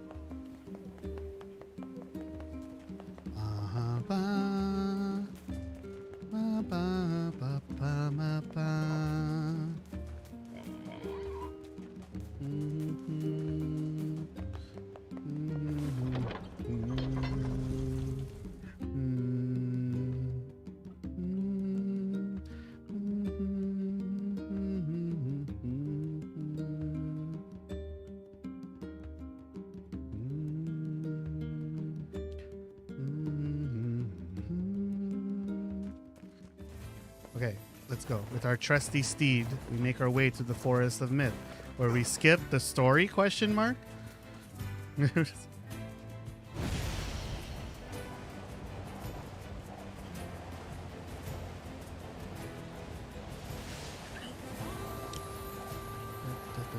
It's through here.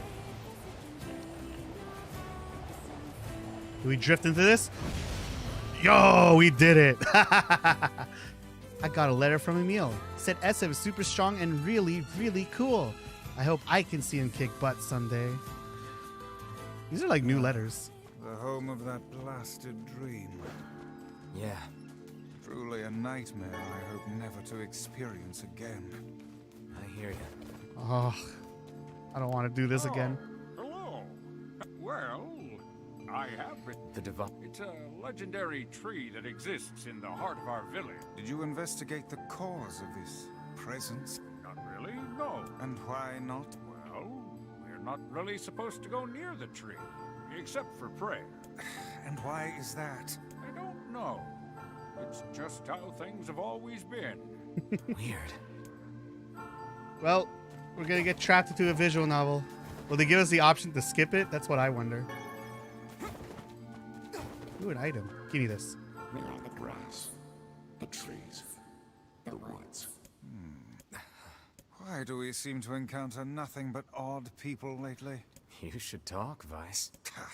As if Grimoire Vice is capable of spouting such nonsense. Hang on. I don't think it's done. Is the dark entity that governs all memories. I think this is more a clearer voice than in the first playthrough. May the words form themselves to your liking. Does that mean it'll tell us what we want to know? That'd be nice. Oh no. Oh no. I'm not reading this.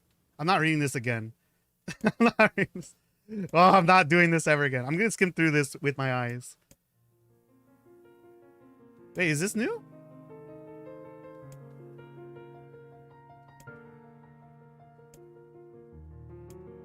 I forgot what the last story was.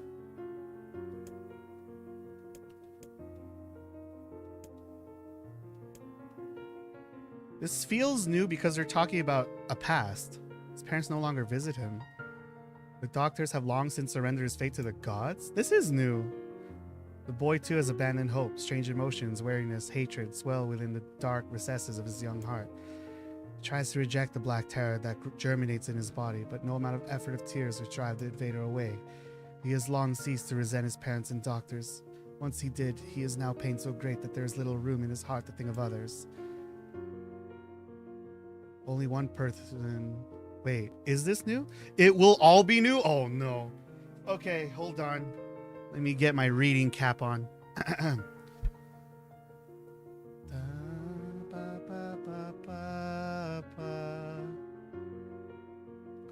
Only one person brings the boy comfort. A healthy young girl with tan skin and deep green eyes. She is the beacon of brightness and light in the boy's world. Her very presence is a comfort to him, but he is unable to look upon her face. Whenever they meet, the boy is filled with loathing into his own state. Soon this loathing eats away at what joy he receives from the girl's visits. The girl will stop coming. He knows this. This every waking moment is spent in fear of its day. He thinks that he could talk to her. If he could tell her of his feelings, this might not be so, but this conversation never happens. The girl disappears. The boy dies alone. The tree scoops up his memory and carefully stores it within itself. Etched upon it is a single word, envy. Look at my memory. There is a female warrior. Her greatest enemy is a beast with red eyes that she cannot fully comprehend. When she strikes it with her sword, it turns into a pillar of salt and dies. But when the white smoke clears, a new enemy rises, and another, and another. The warrior knows that her struggle is fully, but fighting the unending streams of enemies fills her with a sense of joy and purpose. Somewhere deep within the warrior's drug-addled mind lies a vague memory of a daughter. Perhaps the child exists only in her head, the dying remnants of a powerful dream she does not know. The friends and fellow warriors come and go, some flee in terror, some are eaten.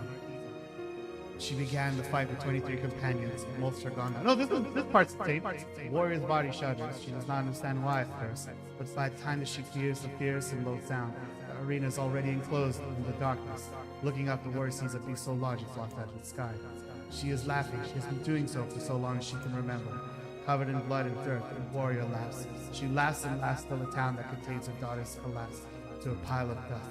This memory has been stored for a long time. It is etched with a single word: lost. Look at my memory. A red dragon falls from the heavens. Ah, that memory has been lost. Shame, it was a favorite of mine. After many centuries of existence, the tree saw that its carefully labeled memories were beginning to dwindle. Once seemingly infinite, the memories now seemed ready to disappear forever. The tree did not feel sadness at this.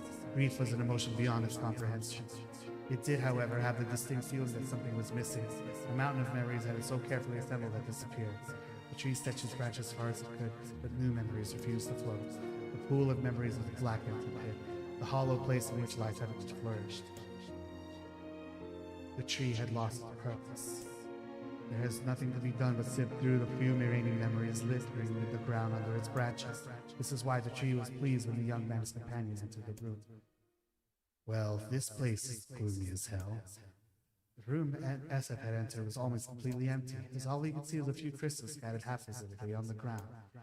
Picking up one of the crystals and peering into it, Esseph suddenly saw a familiar sight. It was the forest of myth. His villagers' prisons of their own dreams.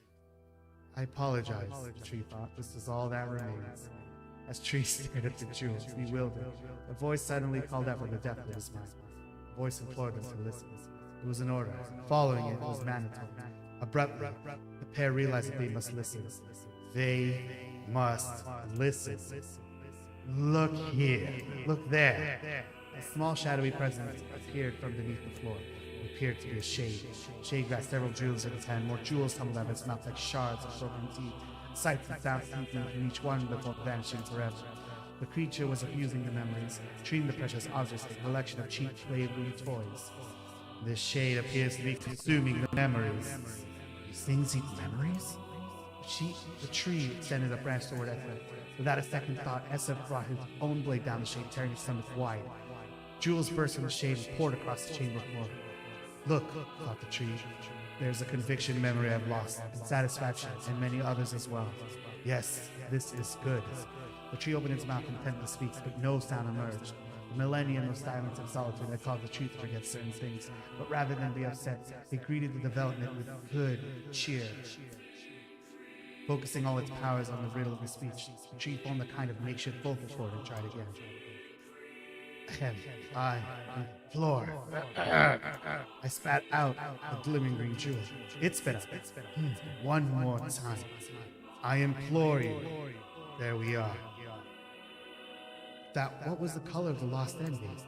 It was green. I'm paying attention. It spoke. This shade has an intelligence and emotion. Who cared? As a brush wiped his common aside his sword, sliced through the shade's right arm. The shade extended swinging onto Esseph. I must touch him. I must make contact. The moment its fingers brushed against Esseph, the tree felt the warm sensation begin to burn. Something hot coursed through its fingers, up its arms, and out through its entire body. It was emotion, more than anything he had felt for centuries. The tree cried out in surprise and joy. 1,000 years alone, 1,000 years in quiet contemplation. The tree felt like it was going to break apart. For long centuries, the tree had been alone, its heart sealed with heavy chains, but no more. New powerful emotions began to take hold, causing its heart to lighten. This was more than the simple emotion it had been designed to feel. It was the beginnings of a soul, and the young man was the key. This was the promise made long ago. This is how it should be released. The tree's stomach began to throb in pain, a new and unpleasant sensation, but the time was not yet right. I implore you, how many were lost by the warrior who fought the red-eyed beast? Her daughter and 23 friends. Okay, riddle time is over. I'm gonna kill the stupid shade once and for all. Something brown and shiny fell from the open stomach and clattered to the floor. The key, cried the book. Secure the key! The man's sword slowed. Time began to dilate around them, stretching and slowing. Time is essential. The next word must be heard. The words exploded. It became difficult to discern their meaning. The pool of memories began to crack as infinite blackness burrowed its way into the wall. This sword is falling apart. How can a world of letters? I implore, Most important thing. World. Yona! The light was complete. The memories disappeared. The tree's identity began to dissolve. As the letters slowly faded, Esseph was drawn back to the real world, and the tree was satisfied. Phew! Thank you for shooting that bot, Vilnar. What in the... I never realized shades were capable of rational thought. I don't care if they can tap dance and play the fiddle. I just want to kill him without all this hassle. With the tree defeated, we no longer have to worry about being buried in its world of letters. Unless, of course, time itself begins to rewind. Oh no. I can't believe he said that.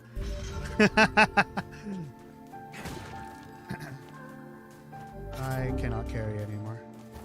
If time were to rewind, we have to do it again. Oh? Head to the junk heap. Popola said we might be able to find a key fragment in the junk heap. Perhaps we can find a clue at Two Brothers' weaponry. I only noticed a mild difference in that is that there was commentary from the voice, which may have been the tree, because it was in italic for that one. I think that was what was new. So instead of them being stuck in that world handling the what's it called, handling the shade that was there in the words, the tree had more commentary about like, oh, that was what I was missing. But I don't know, I admit I wasn't in full paying attention mode for that one. Unfortunately. Damn it. I'm back. I need you, buddy. Wake up, my trusty steed.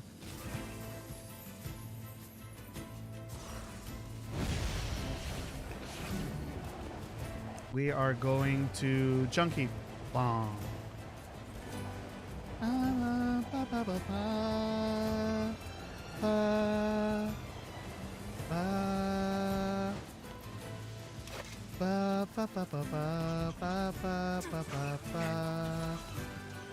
I don't want to fight them. That's too much time. Can I jump on this? Nope. Can I jump up here? I can jump on the ladder up there. No. Oh, whatever. I wanted to save time by jumping up the ladder. Ba, ba, ba, ba, ba, ba, ba, ba. Also, that segment was way shorter than I remembered too. Way, way shorter. I felt like there was more questions involved in that one in the first playthrough.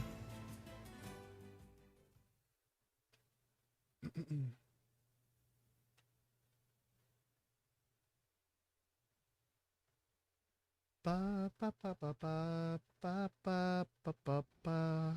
Oh, something new. Damn! Where'd they go? Oh no. Get him! Don't let him escape! Those shades are hugging. Are we going to die, Mom? My child.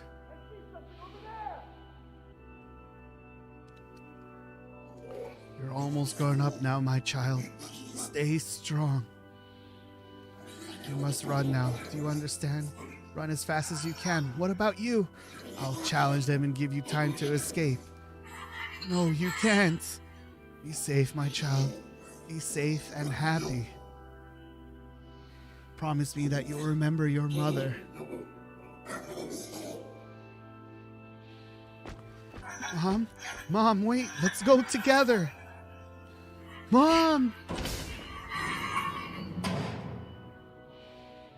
Here! They're in here!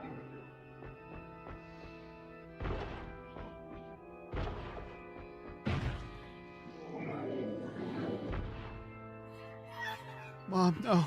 Don't leave me.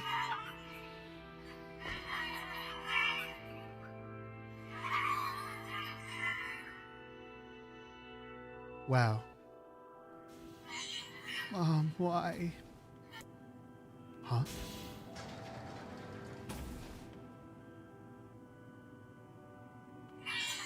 Who's there? Who are you? I'm Khalil. What's your name? Military defense robot, P-33.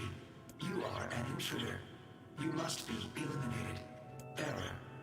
There is something leaking from your eyes. I'm crying, you big dumb robot. I miss my mom. What is crying? Who is Mom? It doesn't matter. I can see her ever again because she's dead. My creator is also dead. He perished hundreds of years ago. Hundreds of years ago?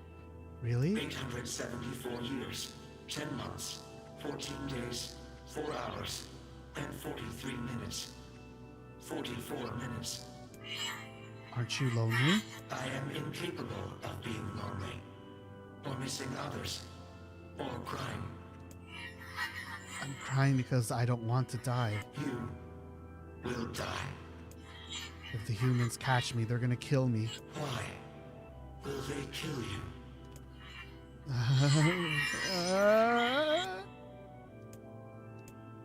I will not permit the humans to kill Khalil. Huh? Military defense robot P-33 will protect you. You're gonna help me? P-33 is charged with defending others. P-33 will defend Khalil. Oh, hooray. Thanks, robot. And since we're friends now, I'm gonna call you Beepy. That is a cute name.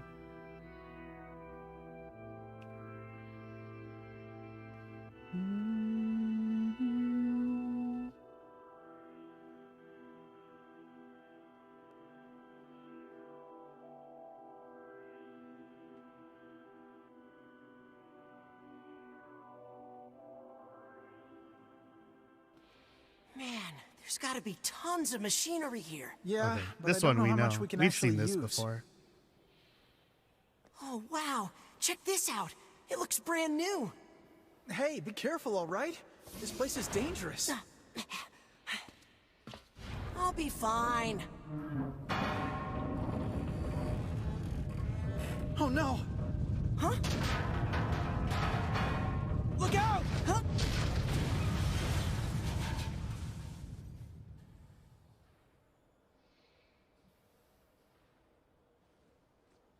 Huh? Huh?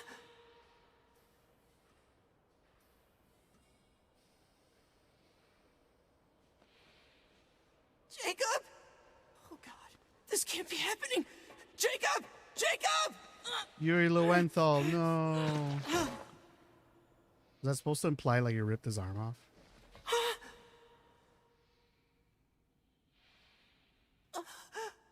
No!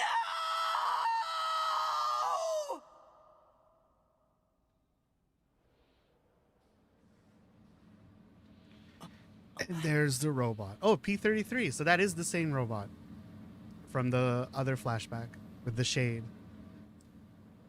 So the Shade became friends with Beepy.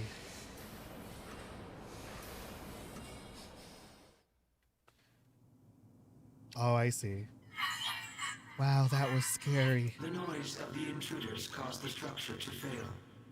They should have proceeded with more caution. So it was never their fault. One intruder has perished. Oh, that's terrible. I don't think they were chasing me. They seemed nice. So it was never their fault to begin with. These Shades did nothing.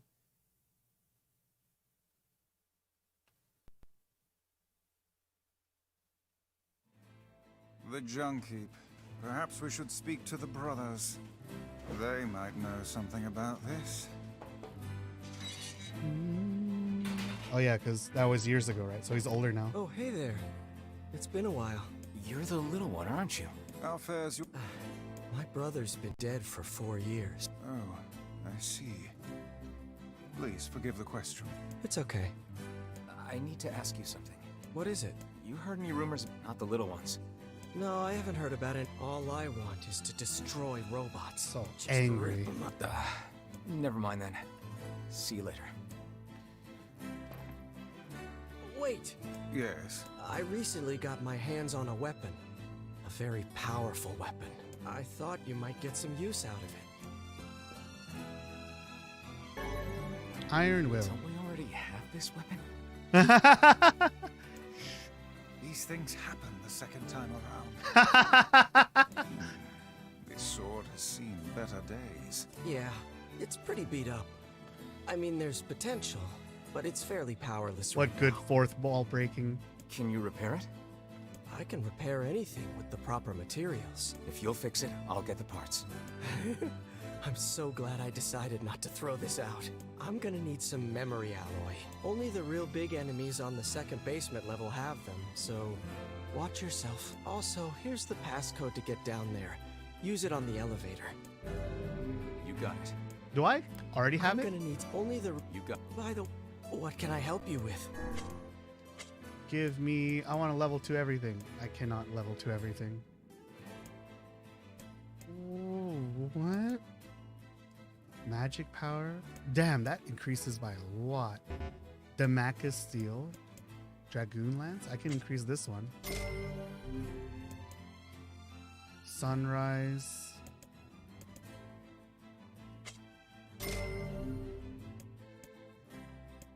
Transients, fool's limit. I can't even level up most of these things. It's crazy. Man, I'm not ready for NieR Automata where I have to max level every weapon. I'm really not. Come back soon. I'm gonna only the... You got... By the... Okay, hold on. What can I help you with? Buy and sell? What can I buy here? Okay, so you can still buy a bunch of stuff here. Well, I can buy my defense drops and stuff. The weapon stories are also worth checking out once you're starting to get things mixed out. Do I have to do that in this game for one of the endings? Do I have to max out the weapons here? I thought it was just collect them all, but I don't remember.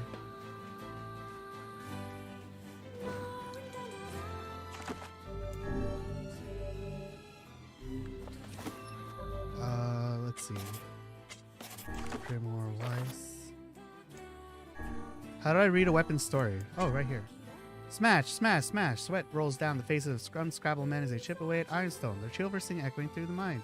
We are workers, workers in the mine, dirty from tip to toe.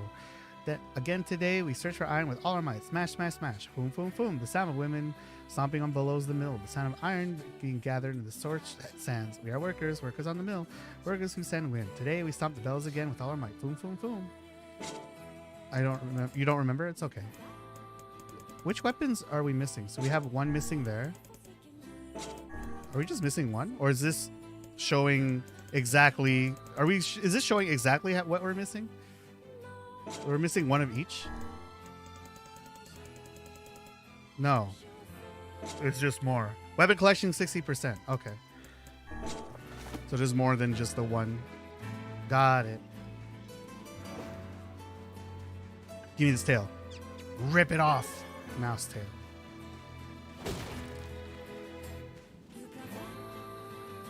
Ooh, what's here? Oh, you can't ride this. I hate this dungeon because it's so slow. This dungeon's really slow to me. Especially the roller coaster part. It's really slow.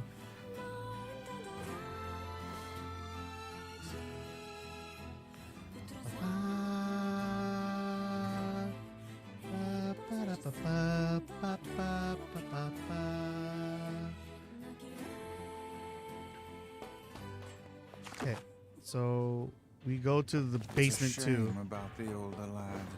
He was but a child. Sounds like you went into a dangerous area for the sake of the business.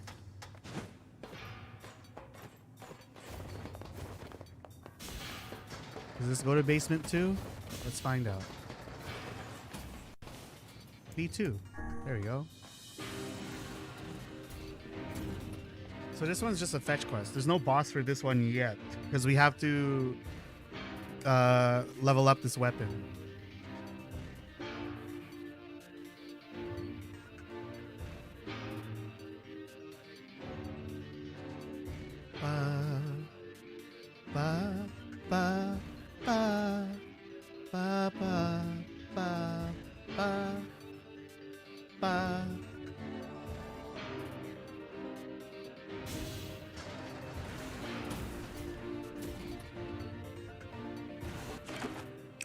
Okay, so we just go up and down.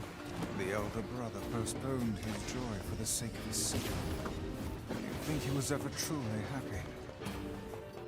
Just making his little brother happy would have been enough. That's what being an older brother is like.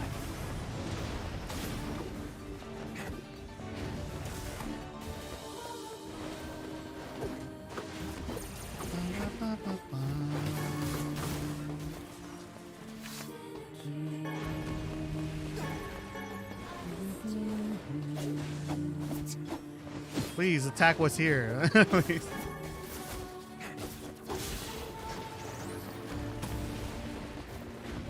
Okay, now we need to bomb this.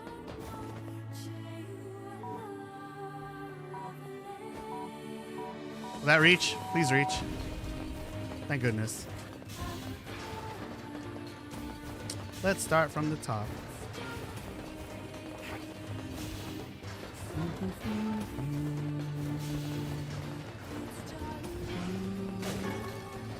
Don't fall down. Oh my god. How did I live? How did I live? I fell. I stood on something.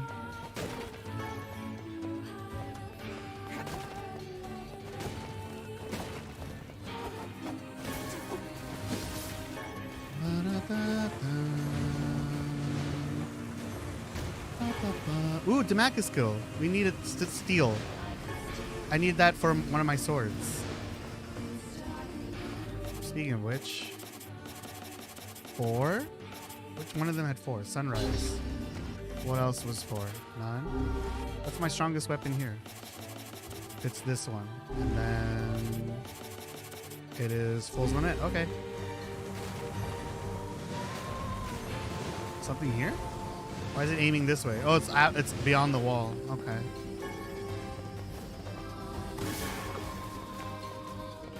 Eh.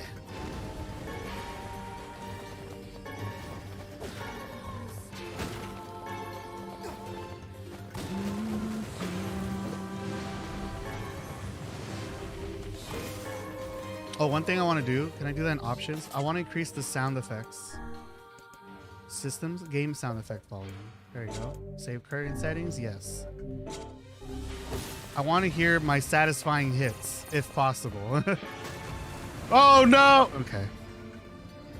Oh, from the beginning? Oh. Okay.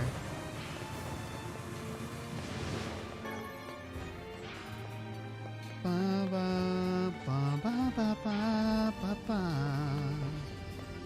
Ba ba ba ba ba ba ba ba.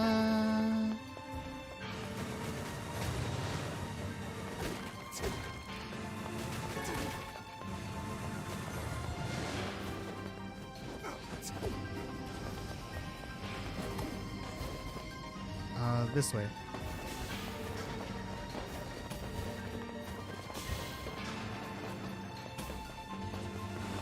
And then there's going to be a big robot boss here, I'm guessing, right?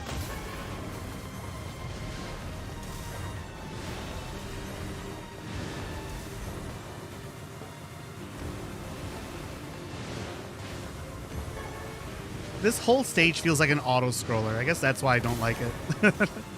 I'm at the pace of how the enemies spawn.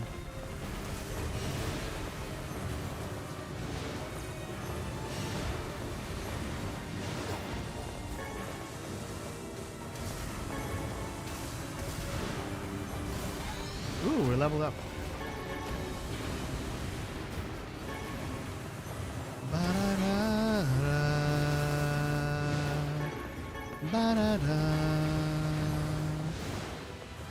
There's their boss music. Let me collect my spoils while this boss is still entering the room.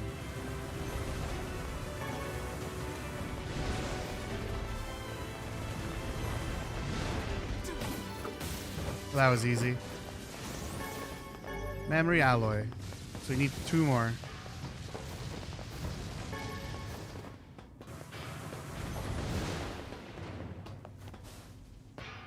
And this turns into a bomb, I think? Yeah.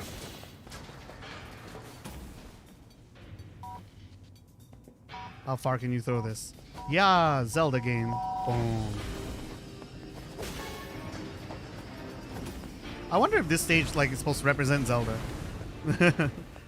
In a sense. Just because there's like bombs you throw, there's blocks you push.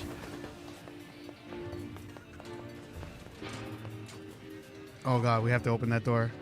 Open, open, open, open, open, open, open, open, open, open. Ah! Oh my god. That last minuteness. Okay. The door won't open.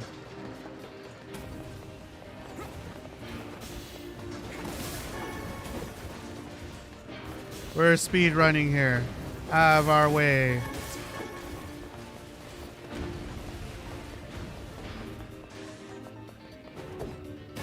This is not a memory alloy room. I don't think the boss will spawn here. It's too small.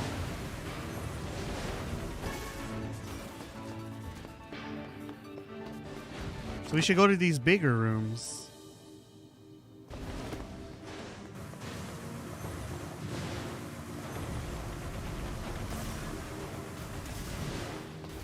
Maybe. Well, we'll see. Maybe it is worth staying here. We'll find out. We'll find out soon.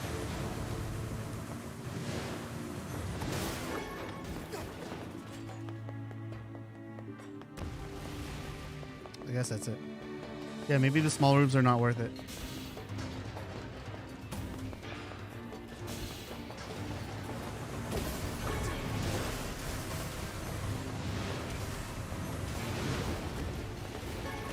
Or maybe they are worth it, just so I can get more spoils, right? We're like farming so we can level up our weapons to 2.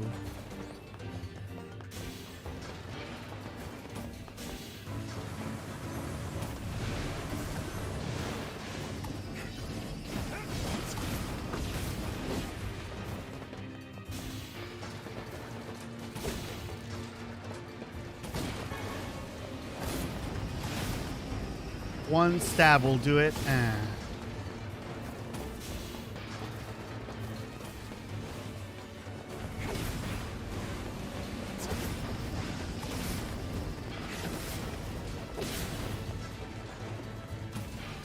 So what's the point of this bomb? It blew up while I was in throwing animation.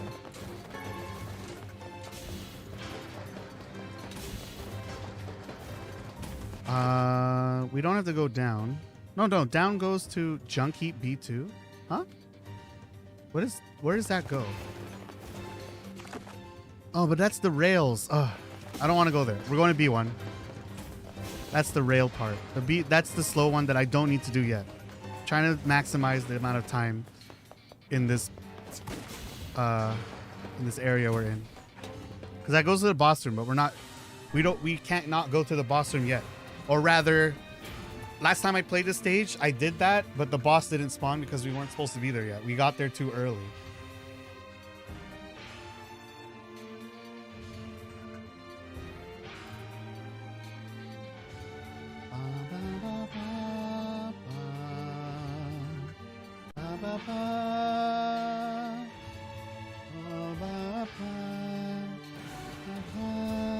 Okay, so this one should have 2 big rooms. So there is... I can't tell what's a big room or not. Oh, this one also has weapon testing area? Wait a second. B2. What? Junk heap B1. What? I'm confused. I can't even go through here anyway, so it doesn't matter. Okay, back to B2 it is. I guess we'll just go down.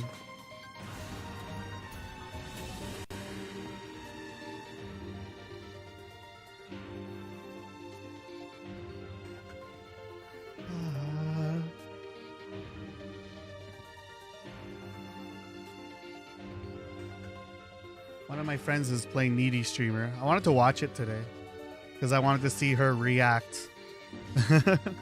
Pandora is playing it right now.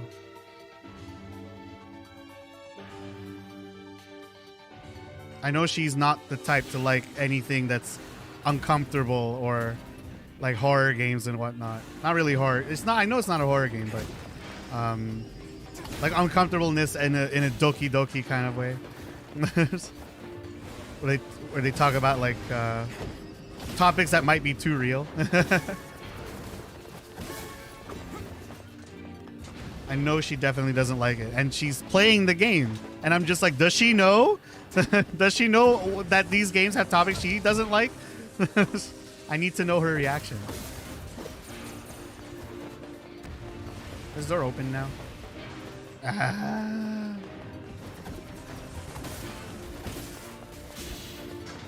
I cannot carry any more broken antennas? That's crazy.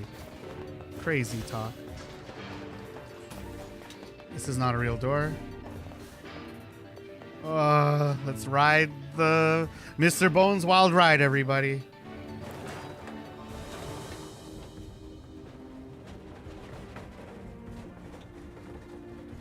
I hate it here.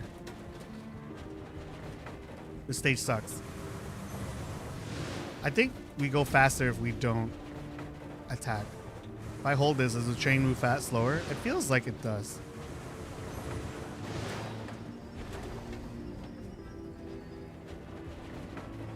Look at it. It's supposed to look like Toho, but I'm on a rail. I can't even. Yeah, I think it moves slower if I'm aiming and shooting. It seems that way. So we'll just like not attack. Don't hold this button.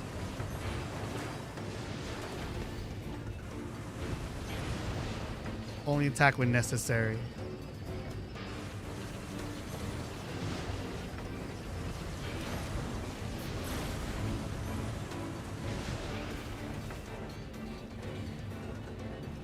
Ba, ba, ba.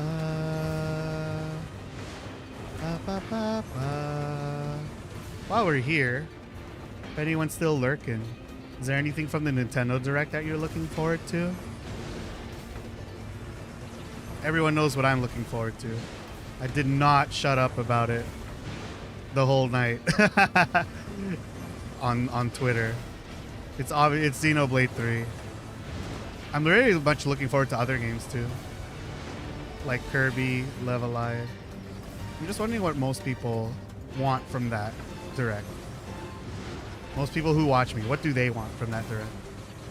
A lot of my other friends were very excited to that a lot of like boomer JRPG fans are excited. Yeah, Radical Dreamers being a part of it.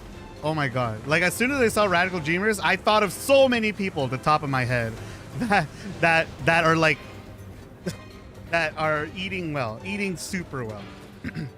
Because they told me about it, how it's not localized and it's like an extra story. And they were like reading the translated books and whatnot. And then when we saw that that's being a thing, like, wow. Kirby looked cool, though. I like Kirby Superstar a lot, so that adventure feels great to see. If you have an opportunity to, you should play, what's it called? Play Robobot. That's like my favorite Kirby game after Superstar. Like, you know it takes a lot to like something more than Superstar. And I think Robobot does a really good job at it, in my opinion. It's also one of the hardest Kirby games. I made my nephew beat True Arena, and he was like getting nightmares. he was feeling the struggle. But yeah, Live Alive. I don't know too much about it, thankfully, because I did watch what's it called? Like review videos, or not really review videos. What's that channel called? Region Lock. There's a show on YouTube that I watch called Region Lock. And they basically talked about games that are not going to be not really have any chance of localization, and they released a book under the same name called Region Lock. And that game gave me a lot of insight to like what games were really good that did not get localized but deserve it. One of them was what's it called? What's that game? It actually did get localized. It was the anti-RPG. It's something about the moon or something. I can't remember. Hold on, let me check this map. Let's go directly south of us. This is anti-RPG that finally made it to the Super Nintendo store. It's an anti-RPG in a sense where everything you assume a JRPG is like does not do that at all. Moon RPG, yeah. Something like that. And you're like making friends with stuff. The first slime is like hella scary looking instead of cute looking. Like it's a parody of RPGs, but at the same time it's like an anti-RPG where they break your expectations. And it was something that was officially released too, so it's really what's it called? Ahead of its time. Like of course there are a lot of games that do that sort of thing later down the line, like as like fan games and whatnot, but this was like it already did that as something you can buy in a store. I want to play it too one day. I'm not entirely enthusiastic about it because I know the concept now.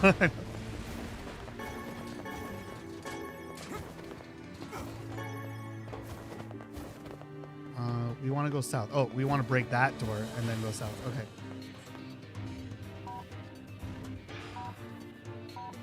Throw, throw, throw, throw, throw.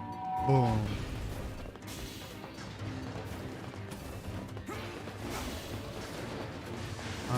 What else was a game? Like, okay, one game that I really want to see localized that would make me extremely happy, and I think it's gonna happen because they did Sega did a what's it called?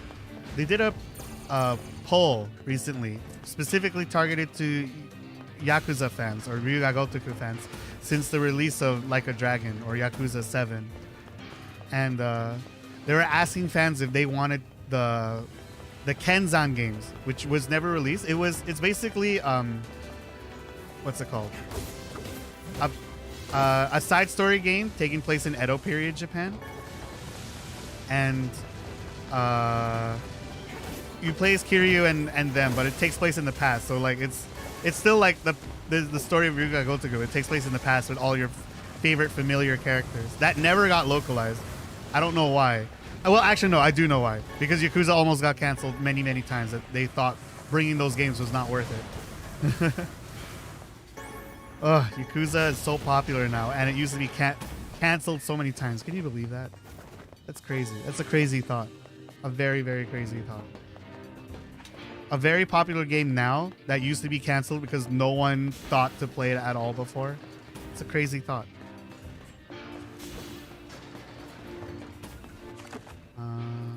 Junk heap depths. Okay, so that's the quick way out.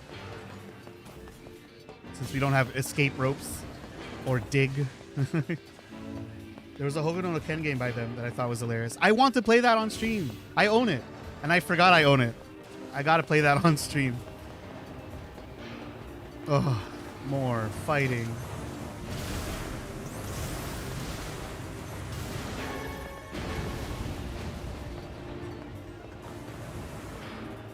And one of the DLCs, it's a free DLC too. I mean, it used to be free at least. You can have a Kiryu Kazuma skin, even though the main character, I think his name is Kenshiro, right? He's still voiced by by Kiryu Kazuma, right? The voice actor. All the characters are voiced by the Ryuga Gotoku cast. So your main character is still Kiryu Kazuma. And what's it called? You can buy or download a skin where you just play as Kiryu Kazuma pretty much, and it just looks like an isekai at that point. I really want to play it. Yeah, it came out here. It's localized. I'm gonna play it for sure. I just completely forgot about it. It's in my shelf.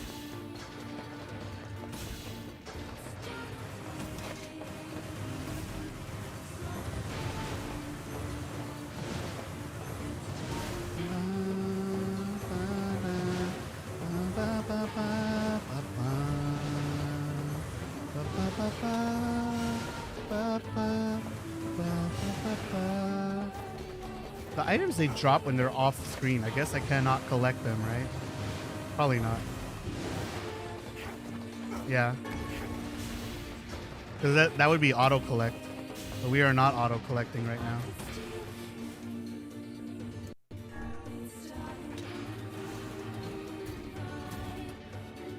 I'm thinking of playing Judge Eyes, but I have not played the second one. I don't want to play the first one on stream, so I might as well just play the second one. Yeah, we have to go here later to fight a boss. But we're not fighting the boss now. The pacing on this stage is pretty dumb to me. I don't like it. Because you have to go through this whole stage and then leave and then go through the whole stage again just to fight the boss there. It would be nice to just fight the boss there and then and now.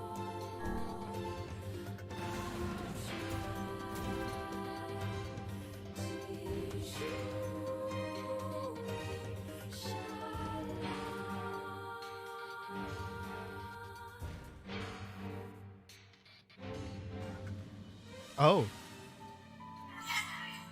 Okay, ready.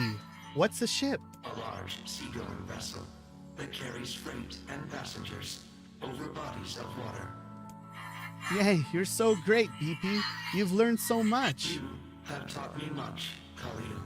You have helped to expand my vocabulary. You have instructed me in the ways of the outside world. You know what I just thought of?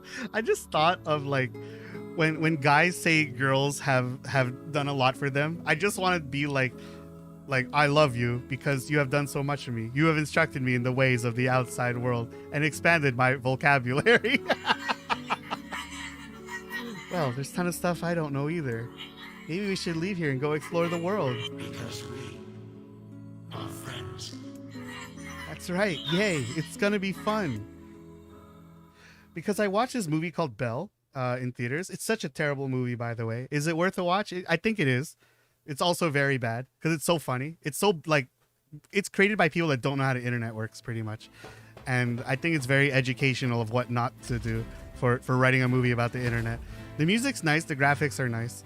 But basically in Belle, what I didn't understand was the romance that happened between the characters, because what I didn't understand is that the girl's like, you gave me strength, but I'm like, all the guy did was yell at you. What the fuck do you mean by you gave me strength? It doesn't make any sense. and now I just thought of that after that robot's like, you have expanded my vocabulary and taught me the ways of the outside world. That's some pretty impressive stuff you found. I'll start upgrading your weapon right away. And since you did me a favor, I won't even charge you for it. Well, actually, this is gonna take a little more time than no sense in you waiting around. That would be great.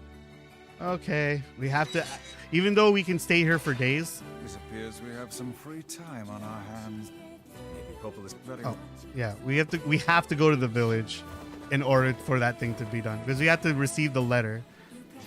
Because in my last playthrough, I spoke to Popola and went back all the way here to check if it's okay, and he said no, and then I had to go all the way back to the village again to check my mailbox just for him to say it's ready. That's so annoying.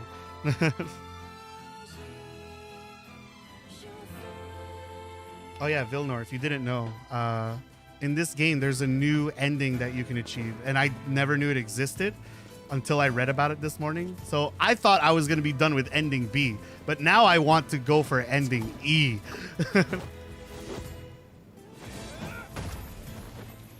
So ending E is where I want to end the playthrough on stream. Because ending E, you play as Kaine. I didn't know that existed in this until I read about it this morning. It's a good thing I read about it too. I didn't do it. I will have to make backlog time for it. Yeah. Just stream it. Just become a streamer like us. This is the only way we get through our backlog. You think I'm doing it for the people? No, I'm doing it to get rid of my backlog.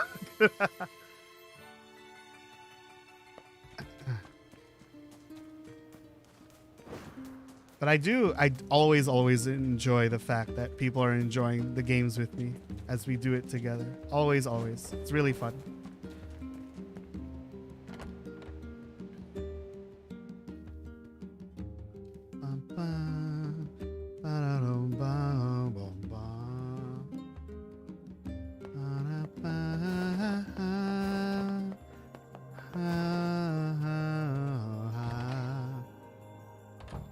Okay, what do you guys say? Learned anything new about the Shadow Lord's key? You know, you remember... That depressed... Not so much. I just got this letter.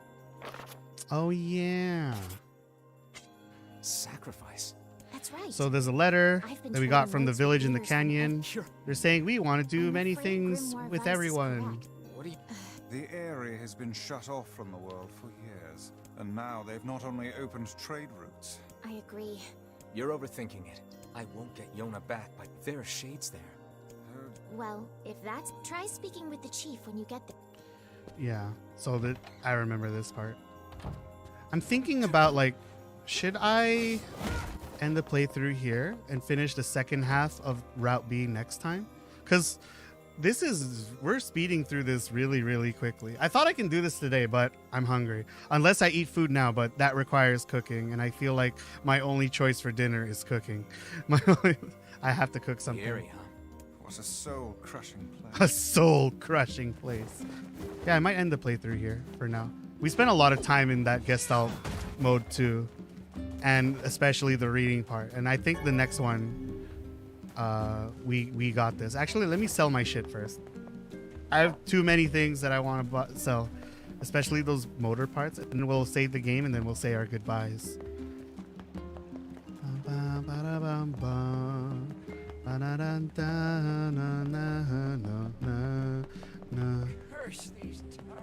But I feel like you can get... Welcome. Can you get ending C and D in this route? I don't remember playing this game longer than 2 playthroughs. But I don't remember... But it's been a long time, so I don't know. What can I sell here? 99 of these. Oh my god, broken antennas. How did I lose 2,000 money? Who took my money? This amount.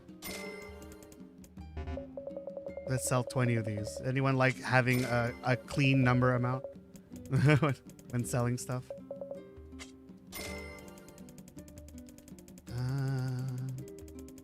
I guess we're good. Then let's buy stuff. Let's buy both of these. There you go. Blacksmiths always do well. That's nice. Okay, so before I say my goodbyes, some announcements. Announcements? Not really announcements. Just news. So tomorrow I'm going to play Mega Man Zero. I am expecting myself to beat that whole game in one sitting.